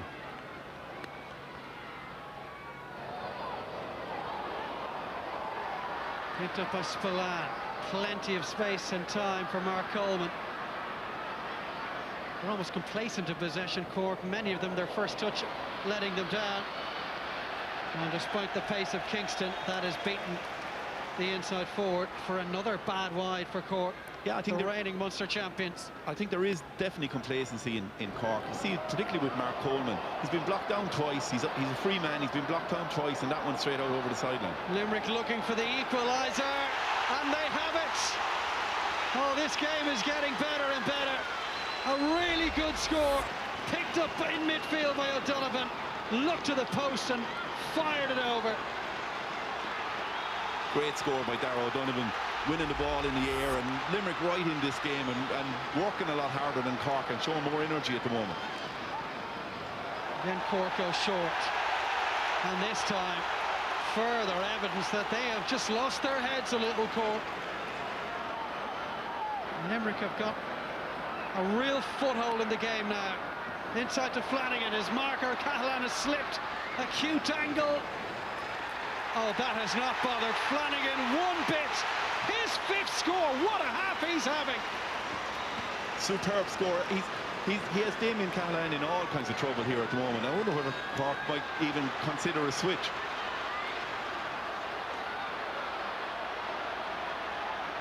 Oh, Seamus Flanagan has picked up 5 now. Limerick looking to go into the lead, and they really should have done off Garrod Hegarty. That's a bad miss by Garrod Hegarty, but you see when Cork are being pressurised on the puck out, they're coming under pressure, and they actually have made that switch. Colin Spillane has gone on onto Seamus Flanagan at this stage, and Damien Cahalane is switching on to Graham Mulcahy. But we saw it last Sunday with Cork as well. When Tipperary pressurised the puck out in the second half, they made numerous mistakes, Cork did. Good work from Seamus Harnedy, determined work from the captain. He's not got himself on the score sheet, but he's worked as hard as he ever does. And Cork will have a chance to get Pat Horgan back on the ball here. Yeah, Harnedy won the ball well and got the free, and Cork need a score or two here to settle themselves down, and they need to up their work rate, and their movement since half-time in the forwards hasn't been anything like it was in the first half. So they're really only hanging on, and the extra man is not helping them that much. So Pat Horgan, somehow his team find themselves behind, but not for long. Limerick had got 6 of the previous 8 scores to go in front, despite being down to 14 men. Gallan sent off in the first half. Well, nice skill there from O'Donovan, but in a really close, congested area.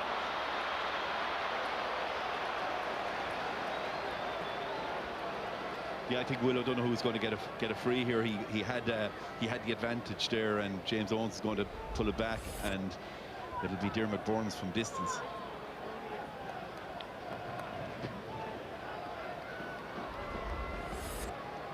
Dermot Burns has only had 1 opportunity so far today.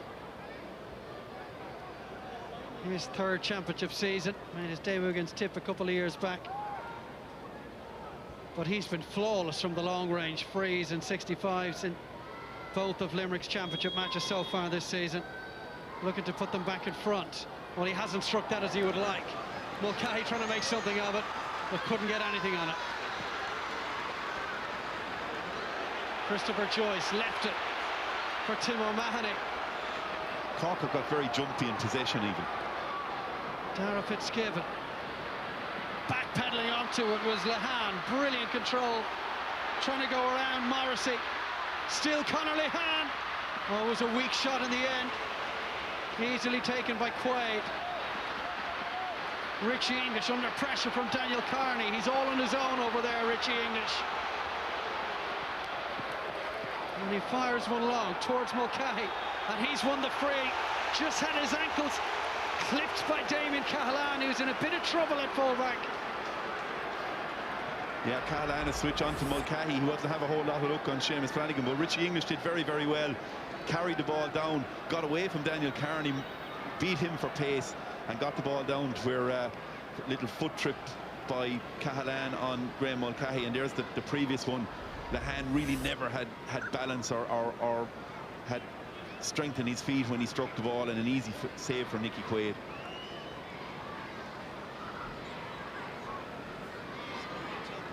Morrissey standing over this one. He's been deadly accurate since Gallan left the field in the first half.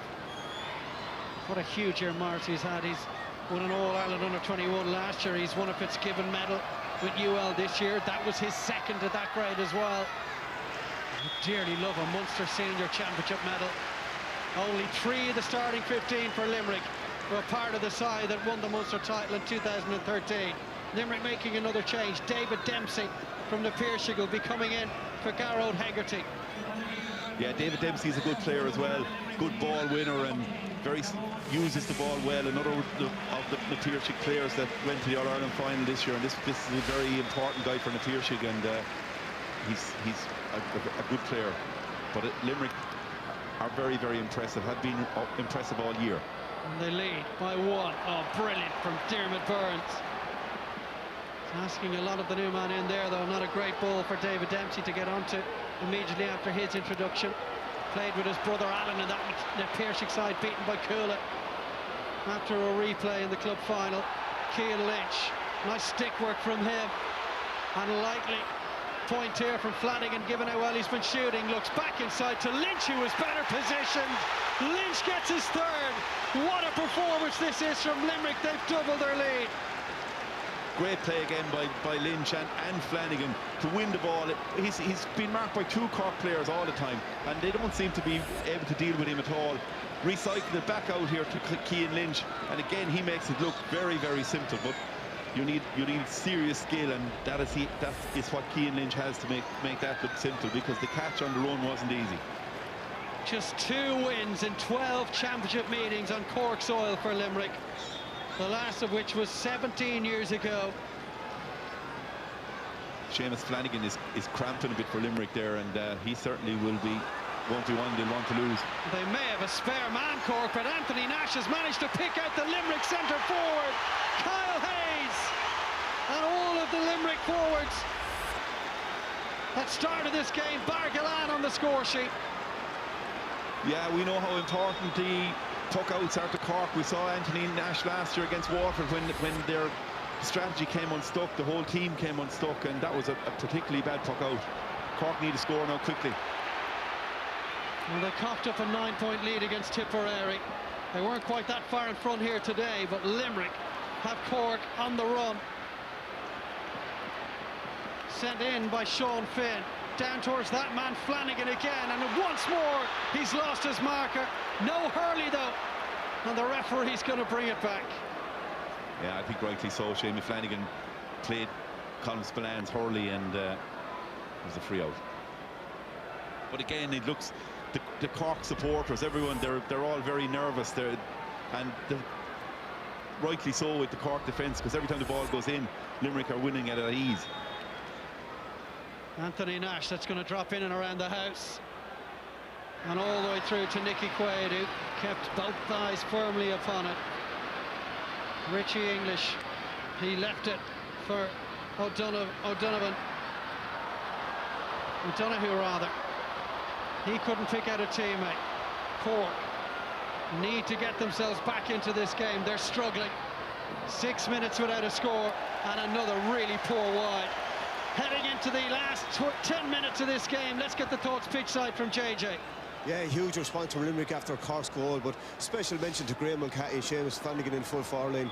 They're again 3 guys, but they're hooking, they're blocking, they're scoring, they're winning frees, and it's lifting this Limerick back team. When they see their full forward line working so hard, it's absolutely phenomenal, and they're making the Cork backs clear it long. And then you see Diarmaid Byrnes thundering in the game, catching high balls and driving it back down the field as well. Joy to behold. Well, that was the goal that seemingly had sent Cork on their way from Pat Horgan. What a turnaround we've seen since.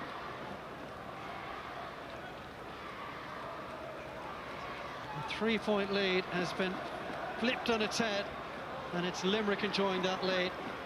And the referee is going to award a free in here, it would appear.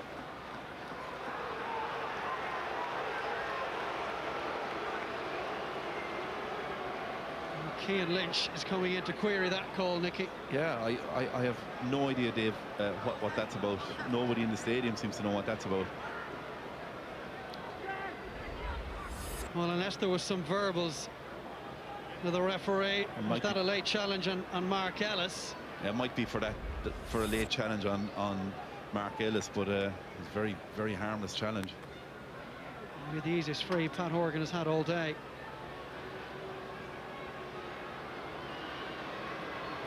Well, that's a real gift, and the lead will be 2. Horgan with 8. Yeah, Cork are really out of ideas. You know, their energy levels don't look great to me. Their body language doesn't look great, and it's hard to believe they actually have an extra man even, where Limerick are outworking them and out-thinking them and outflanking them. Well, Michael Cahalane has come in, the 22-year-old from Bandon.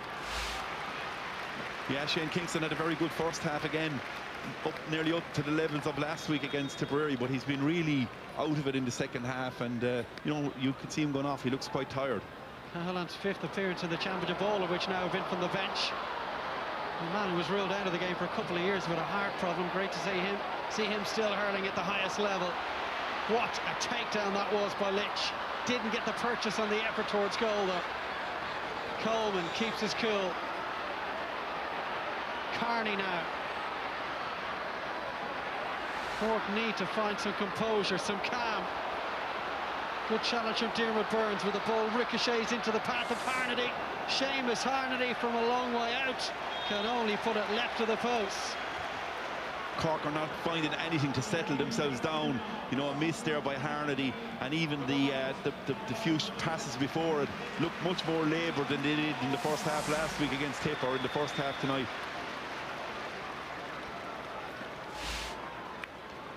Darragh Donovan has done well in the middle of the field for Limerick and worked very, very hard, and he's been replaced. Well, they're going to be bringing Barry Murphy in shortly, the hero against Tipperary with that late goal, his first touch off the bench. That's a free out. It'll be Graham Mulcahy making way for Murphy.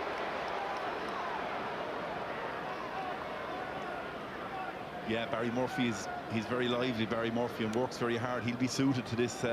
The battle of two Limerick fellas against three will suit Barry Murphy down to the ground, and Graham Mulcahy has been absolutely superb. He's led the line. Himself and Flanagan have been absolutely brilliant, and you know, that little altercation with Mark Coleman just showed the intent of Limerick in the second half, and Mulcahy has brought his really good form from the Tip match with him tonight. Outstanding display. Murphy, another member of that Fitzgibbon Cup winning UL side this year. He's also part of the under-21 side that won the All-Ireland last year. Well, that's been sent over, as you would expect. Horgan continuing to punish Limerick's indiscipline. And they've got two in a row, and the lead is down to the bare minimum. Quaid down towards Cian Lynch. What a take from Bill Cooper. Not a great pass, though. Couldn't find his midfield partner, Darragh Fitzgibbon. Murphy into the game immediately. Lynch called for it inside. Surrounded by red and white. But he keeps possession of the ball for Limerick, and they switch the play. Flanagan. Lovely bit of skill from the full forward. What a game he's having. He's picked up an injury. Good vision from Diarmuid Burns. Inside to the other wing-back, Dan Morrissey. His brother Tom has been flawless. Dan Morrissey's something to talk about over the dinner table later as well. Really good Limerick play, and great score by Morrissey. We see Flanagan, he's worked himself into the ground, he's worked himself to stand still, really. But there's the point from Dan Morrissey, and really good play by Diarmuid Burns to create it. He could have shot himself, but he's curbed his enthusiasm for shooting, and there's Flanagan just cramping up, and he will be a loss. But you hear the Limerick supporters really behind him. They're really enjoying their hurling team this year. They're giving them great fun and giving them great enjoyment, because regardless of the result here, Limerick are showing that they are a team for now, and even will be surely a team for the future. So that's him done. What a performance from Flanagan. 5 points from play. He's tormented the Cork full back line. Pat Ryan comes in, yet another member of that brilliant UL team from earlier this year. Two between them, 6 minutes remaining. Limerick looking to put 1 foot in the Munster final. What a battle for possession. Limerick come up with it, and already an opportunity for Murphy, and he can't take it. They've won the free-in, though, and they will lead by 3 very shortly. Barry Murphy is he's a great worker, Barry Murphy. You know, at the end of the day there, he beavered away, wins the ball. Definitely lucky to get a free in that instance, and had actually a chance to score. It's hard to see where the foul was there.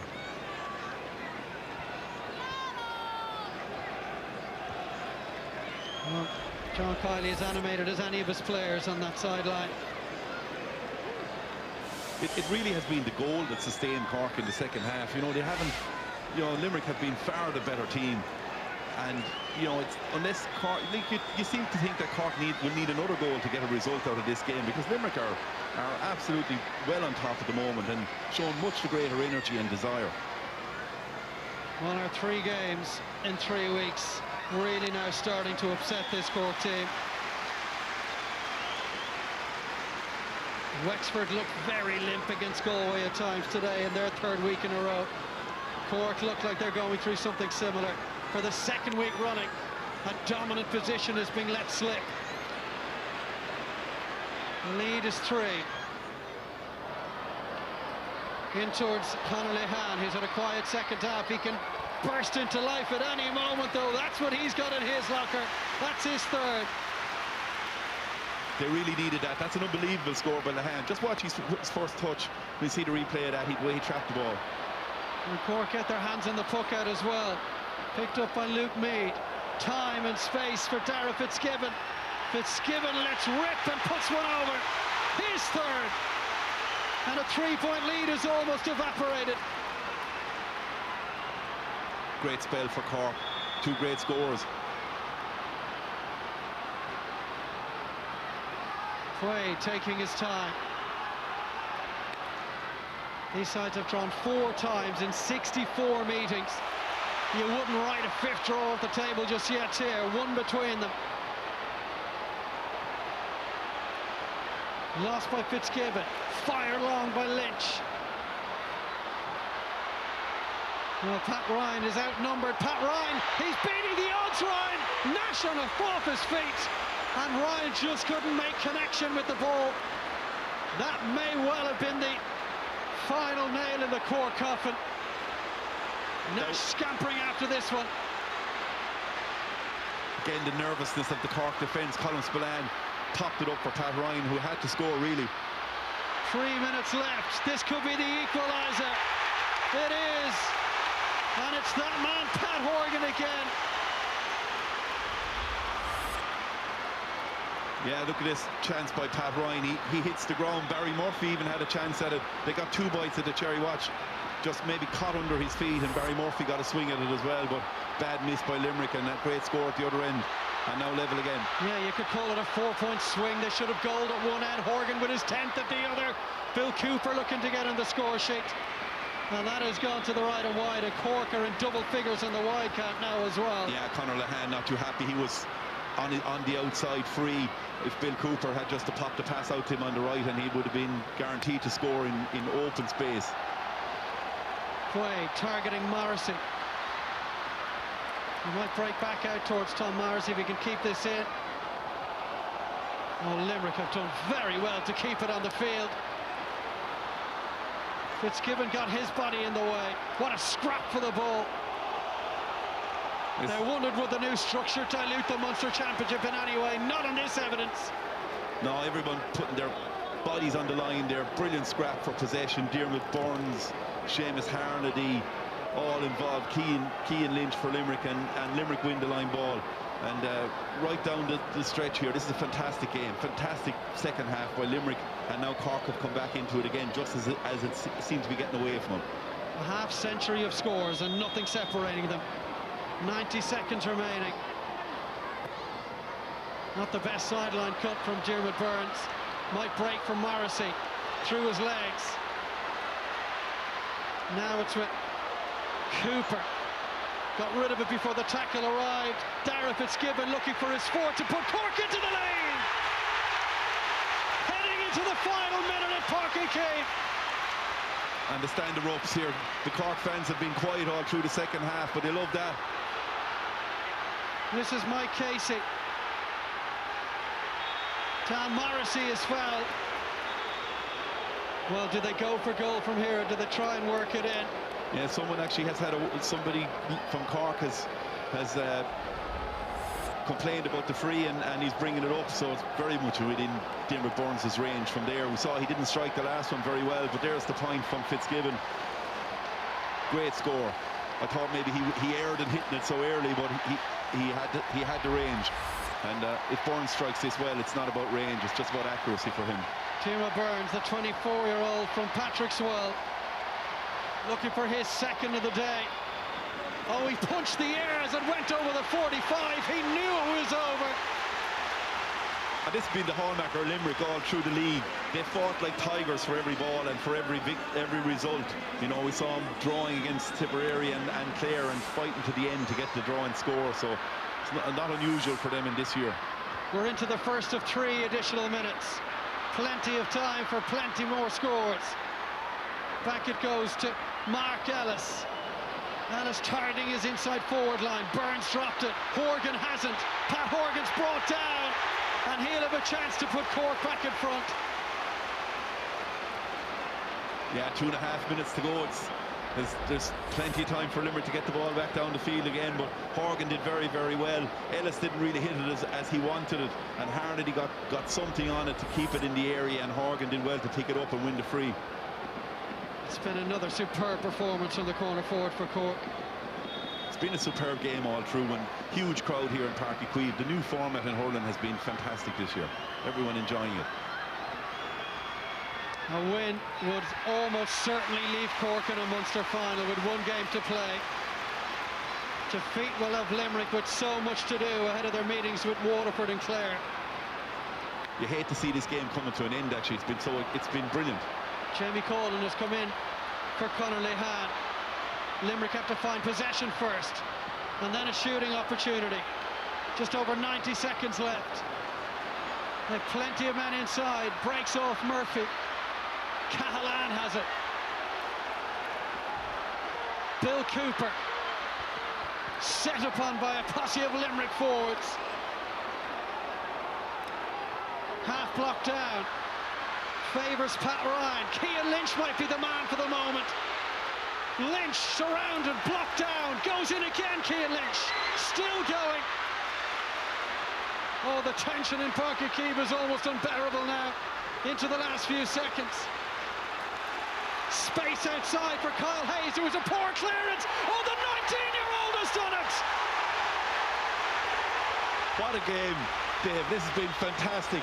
And the work rate of Limerick, Cian Lynch, Barry Murphy, Dan Morrissey, to just keep the ball in there and get it out to Kyle Hayes, who hasn't been at his most accurate tonight, but just when he really needed to get the score, he got it, and see John Kiley delighted.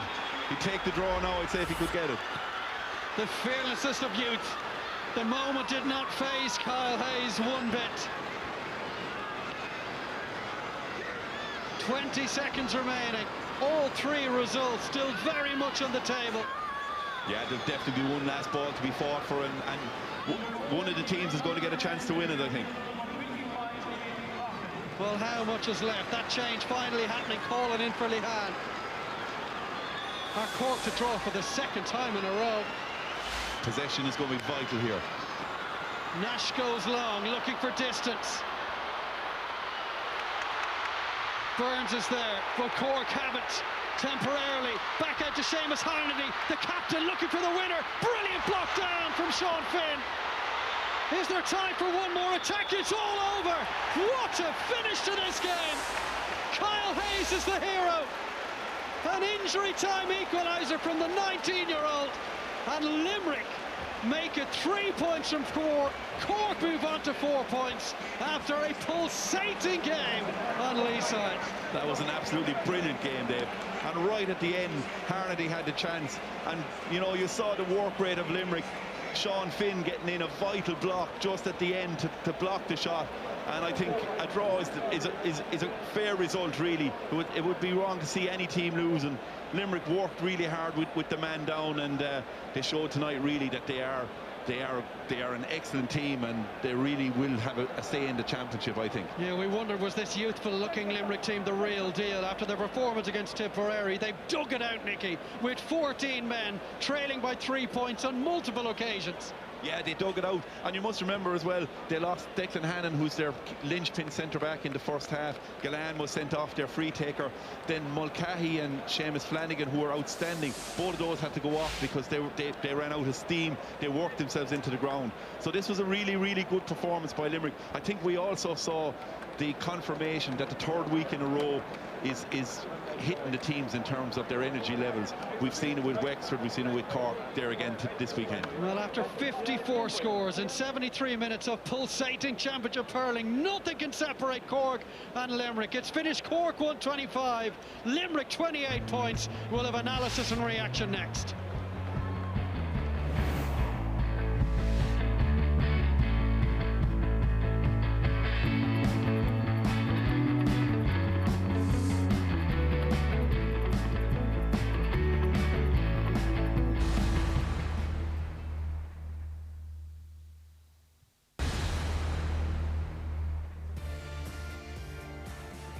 Welcome back to Páirc Uí Chaoimh. Now, next week on Sky Sports, we have another double header for you here on the GAA. The first round of the football qualifier between Meath and Tyrone. That's followed by the crucial Leinster Hurling Championship clash between Kilkenny and Waterford. Throw in 7 p.m. Sky Sports Arena and main event. Wow, what an afternoon and evening we've had here in Cork. And as you can see, it has been a draw between these two sides. It was end to end. It was pulsating. The table now looks like this in the Munster Championship. It is Cork at 4 points, Limerick 3. And worth pointing out as well, Cork have drawn for the second time in just a week. It is an absolutely beautiful evening here. Let's get reaction from the guys in the studio. I did say it's been end to end, toe to toe. What a dramatic game we've had, but also worth pointing out as well, have we kind of got to that third week slump where we saw some of the players, maybe on both sides as well, because obviously Cork had an extra man, Limerick were down a man. Did it look sometimes as though it was Cork? Yeah, I think in the second half, definitely, Limerick seemed to have all the energy. Cork just seemed to run out of energy and run out of ideas for long periods. They went 3 or 4 points down at one stage, but in fairness to them, a good comeback. Yeah. But Limerick seemed to have all the answers. Seamus Flanagan, Tom Morrissey, these guys, they really stood up and were counted today. Some exceptional performances from a Limerick point of view. And I suppose looking back on the sending off in the first half, Aaron Gillan, he's a young player, a very, very talented player. Maybe provoked as well there, and he just lashed out, just rush of blood, so you'd feel sorry for him. And I'm personally happy for him that Limerick came back and got the draw with the game, because at half time I felt myself that Cork would have too much for them with the extra man. Yeah. Could you ask for more sporting entertainment than that? It's Saturday evening, you're sitting at home or you're in the ground here. Could you ask for more than that?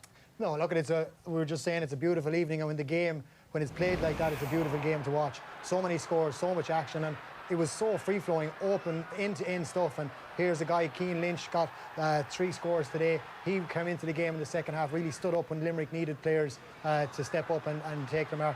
Kyle Hayes, he intercepted this puck out. Unlike Anthony Nash, he intercepted his puck out back over the bar, and Kyle Hayes got the last scores again. And then Jimmer Burns here across to, I think that was Dan Morrissey that got that. These are exceptional scores, and they make it look so easy, but these are exceptional players. At half-time, you're worried, aren't you? What's going to happen in the second half? There's an unknown when they're down a man. There is, yeah, but I mean, they did all that was required of them. I mean, the selflessness, particularly of Graham Mulcahy and Seamus Flanagan on the inside line, you know, I mean, Mulcahy set the tone. You know, that yellow card he picked up with Mark Coleman, you know, the smallest guy in the Limerick team, running 50 yards to get in first of all a block, then get a flick, then, you know, front up to the Cork player. And that for me set the tone for Limerick for the second half. But there was heroism all over the field, and you know, when you think of the adversity they had to overcome, they lost Declan Hannon, their centre back. Dan Morrissey to go in centre back, where I thought he was immense. But Cork then, just when you looked that they had ran out of ideas and you know, there was no energy levels whatsoever, big players stepped up. Fantastic point there from Lehane. Great ball across to Fitzgibbon, who, you know, drifted out of the game in the second half after a good first half, but he finished really strongly with a couple of great late scores. And I mean, this score from Horgan, unbelievable. You know, takes to the skies, knocks it down. One look over the bar. Because you could be writing stories on Cork collapses in back-to-back weeks. You could, and it's amazing, Brian, the narrative. I mean, you know, had Cork won the game, you know, we'd be maybe questioning, you know, Limerick, did their momentum stall, having been off last week? Cork, if Limerick had won, we'd have maybe alluded to the fatigue in the Cork legs, having to go 6 days after that hard match with Tipperary last week. But it was just sit back and enjoy. It was a proper Munster Championship match. Yeah, it really was. It's been a fantastic evening here at Páirc Uí Chaoimh. What a double header we've had here on our first weekend of live coverage on Sky Sports of the GAA Championship this summer. Let's take you down now pitch side, get a little bit more reaction. JJ Delaney is there for us. JJ, what a game. You were right down there beside all of the action. Who do you think's the happier side after that? It's hard to know. Cork, three weeks in a row now, they hurt very, very well, and I thought they were dead and buried, but they came back with a response again. And you need big players making big plays as well. You see, Darragh Fitzgibbon, he was out of it in midfield, he went in wing forward, he got a couple of points there at the end as well. So, look, again, Limerick team, you can see him after the game, they're out in the huddle there, having a phenomenal team spirit, never say die attitude, and that's what we like to see from this Limerick team. But I think the two of them will be happy enough to take the point coming out today. They certainly will. In terms of your Board Gosh Energy man of the match, who have you gone for? Yeah, we looked at a couple of lads on each team, but I think Seamus Flanagan, number 14 there for Limerick, he gave an exhibition in the second half. When his team needed him the most, he ran himself into the ground. He literally had to be carried off the field, and he was winning frees, he was scoring unbelievable points there as well. He just led the team from the front, so I give my man of the match to Seamus Flanagan. JJ, good to have you with us this evening. Thank you. Thank you. So Seamus Flanagan, the Páirc Energy man of the match, and he's been speaking to our reporter Damien. Let's hear from him. Seamus, congratulations. Huge fight back in the second half. Can you make any sense out of that game at all? No, I suppose it kind of bypassed me there for most of it. You know, it's a bit of a whirlwind when you're out there. But no, look, we're delighted to get the win, I suppose. With the men sent off in the first half, didn't really see it myself now, but I can't really comment on it. But, you know, when you're going on 30 or 40 men, you're always going to be pushed up against it. But, look, thankfully we came out, we got our points. We'll drive on next week. I suppose we've two more games now in 2 weeks again. So it's all about kind of recovery now, get on to the next one again. Apart from skill, work rate really comes down to that, doesn't it? Yeah, I suppose that's kind of our mantra we live and die by, with our work rate. You know, that's what we've been working on since the early winter months. So, you know, I suppose it kind of showed up there. We kind of had it last in the legs, but, you know, it was right to push right to the wire. You know, this Munster Championship is going to be that way right till the end, like, you know. Okay, heavy schedule, Seamus, but today you are the Páirc Energy man of the match, and Sorcha Fennell from BGE is here to present you with your award. Yeah, so congratulations to him on his Páirc Energy man of the match performance. What an evening it's been here, end-to-end action at Páirc Uí. Let's hear now from the Limerick manager. John, a game of 4 halves. Would you go along with that? Incredible game. Yeah, it was an incredible game, there's no doubt about it. It was to kind of a really good life very early on. You know, it was really tit for tat scoreline. You know, there was never maybe, I think, more than 3 between the teams. I think it was that close, you know, and we exchanged the lead a couple of times as well. But I think just the commitment of the players was extraordinary, you know, on both sides, and just goes to show, you know, in terms of what Cork did, you know, coming off the back of their second game, to put that much energy into their third game. You know, they must have got their recovery really, really right. So I have to take my head after that. But you know, couldn't be prouder of my own boys, really. I think the energy we showed.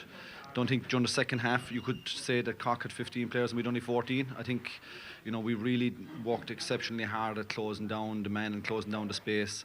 And I think our boys looked very composed in a tricky situation. I think they just kept their cool, waited for the chances, and when they got their chances, they took them. And, you know, we've been criticised during the spring for the number of wides we had, and don't think we had that many tonight now. We were very, very efficient, and when we needed it. John, I'd love to chat to you more. We're out of time. Well done tonight. Not at all. Thank you.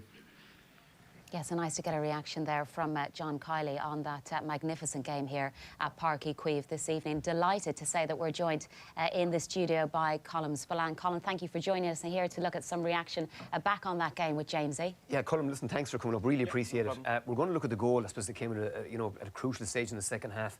Again, great work, I suppose, by your forwards. You know, Daniel Carney's in there, Luke Mead is in there. They turn it over, and I suppose a guy you're familiar with in training, Hoggy, is inside. Seamus finds him. Can you believe he was in this kind of space? Yeah. Well, I suppose that's probably down to having the extra man. Maybe the Limerick backs kind of were shuffling around and we got him the space out of it. But yeah, look, I see him every day in training. He's lethal when he gets the ball like that and scoring. Look, that's the kind of work rate we want from our forwards, and I think it was great to overturn that. And I think that was probably one of the turning points in the game. Like, yeah, but yeah, it was great. Listen, at half time, I mean, did you discuss that Mark was going to be the extra man? Did you talk much about that? Was it a case of just trying to, you know, utilise this, as I said, the extra player you had at the back, work the ball out up the field? Yeah, I suppose. Look, we wanted Mark Coleman to be the spare man, but I think, and he obviously was. But I think Limerick upped their work with much better in the second half. Certainly when I got the ball, there wasn't as many options probably. And look, we don't look for any excuses. We aren't saying we're tired or anything like that. I think Limerick played exceptionally well, and it's a great credit to them. I think being down to 14 men and to battle back into the game like that. And look, I suppose at the end of the draw, we're probably happy enough with that being down 2 or 3 points at one stage. So we take that. Are you looking forward to the week off? Yeah, I suppose. Like, but personally, like, I enjoy the kind of playing a match every week. I think the frustrations come from having one match and then having to wait 4 or 5 weeks to train. So yeah, look, there was only a 6-day turnaround this day, which probably we're not looking for excuses, but maybe it showed a small bit in the second half or a bit of complacency. But yeah, look, we have a week off now. I suppose we can kind of gather our thoughts and have 2 weeks to focus in on Waterford game. So yeah, I mean, I suppose look, you control your own destiny. Yeah. You know, the Waterford match obviously isn't Thurles. They lose the home advantage. You've got 2 weeks now to get ready for that. What's the recovery process been like? I mean, have you trained? Has there been any training been done during the week? Yeah, there has. So after the match, we typically kind of get into the pool for a small bit for 10 minutes, and then Monday we'll do a bit of yoga, a bit of recovery, just kind of chat about the game, look forward to the week ahead, and then Tuesday, Thursday, or Tuesday, Friday, just kind of light, sharp sessions. So kind of 45, 50 minutes, working a few puck-outs, working stuff like that. Just try and keep the time down, but try and keep the intensity and stuff up like that. But it's very enjoyable as a player, to be honest, like going from one game to another, and you know yourself, the 2-hour-long trainings there on Tuesdays and Thursdays when you've no match for 3 or 4 weeks. That's the tough part. So yeah. Okay. So 2 weeks to the Waterford game. Yeah. You know, another high-octane game to look forward to in Thurles. You can sit back now and watch Tip and Waterford go at it tomorrow. Yeah, definitely. But I suppose at the end of the day, we've 5 points in 3 games. The destiny's in our own hands. I think if we win, we're probably 8 points. We'd probably have a very good chance of being the top 2. Like, so look, we would have wanted that the last game. So hopefully now in 2 weeks' time we can have a good performance against Waterford. Super performance today again, and I won't wish you luck as the Clare man, all right? Okay, so, well done today. Well done today. Okay, thanks, James. Fantastic. James, he's staying very safe out there. Lovely to have Colin joining us in the studio this evening. Let's get a little bit more reaction. We've already heard from the Limerick manager. Let's hear from the Cork manager now. You've had many exciting games in your career, John. This is right up there with the best of them. Yeah, an incredible game there. You know, in fairness to Limerick, they had a man sent off and they came at us, and really at the start of the second half, and you know, they went 3 points up, but we showed fantastic character there in the last 5 or 10 minutes. 3 great points, and then Seamus had a chance to win it, and we didn't take it. But God, the whole of Limerick was nearly in the full back line there. But look, it's a tremendous advertisement for hurling. 35,000 people here, incredible game.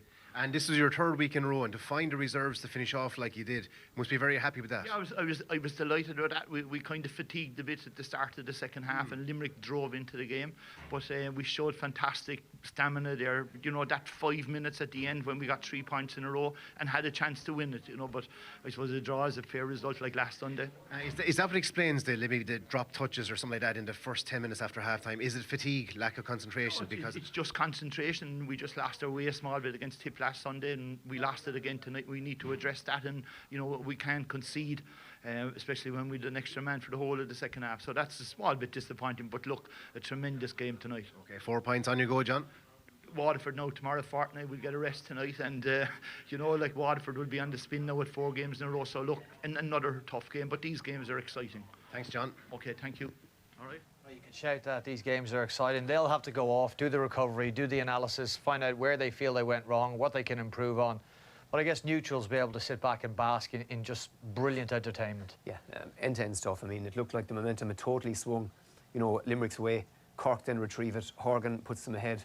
And, you know, Kyle Hayes stepped up at the end. And Limerick deserved the draw. It was, I know it's a cliche, Brian, but it was the fair result tonight. And it was, that result and that point has big ramifications for Clare, for example, who now, you know, Limerick will expect to beat Waterford in the Gaelic grounds. That gets them to 5 points. That means Clare, you know, have Limerick in the last match at home. They have to beat Tipperary to have a hope of getting past them to qualify. So all to play for, Brian, heading into round 4 and round 5. And you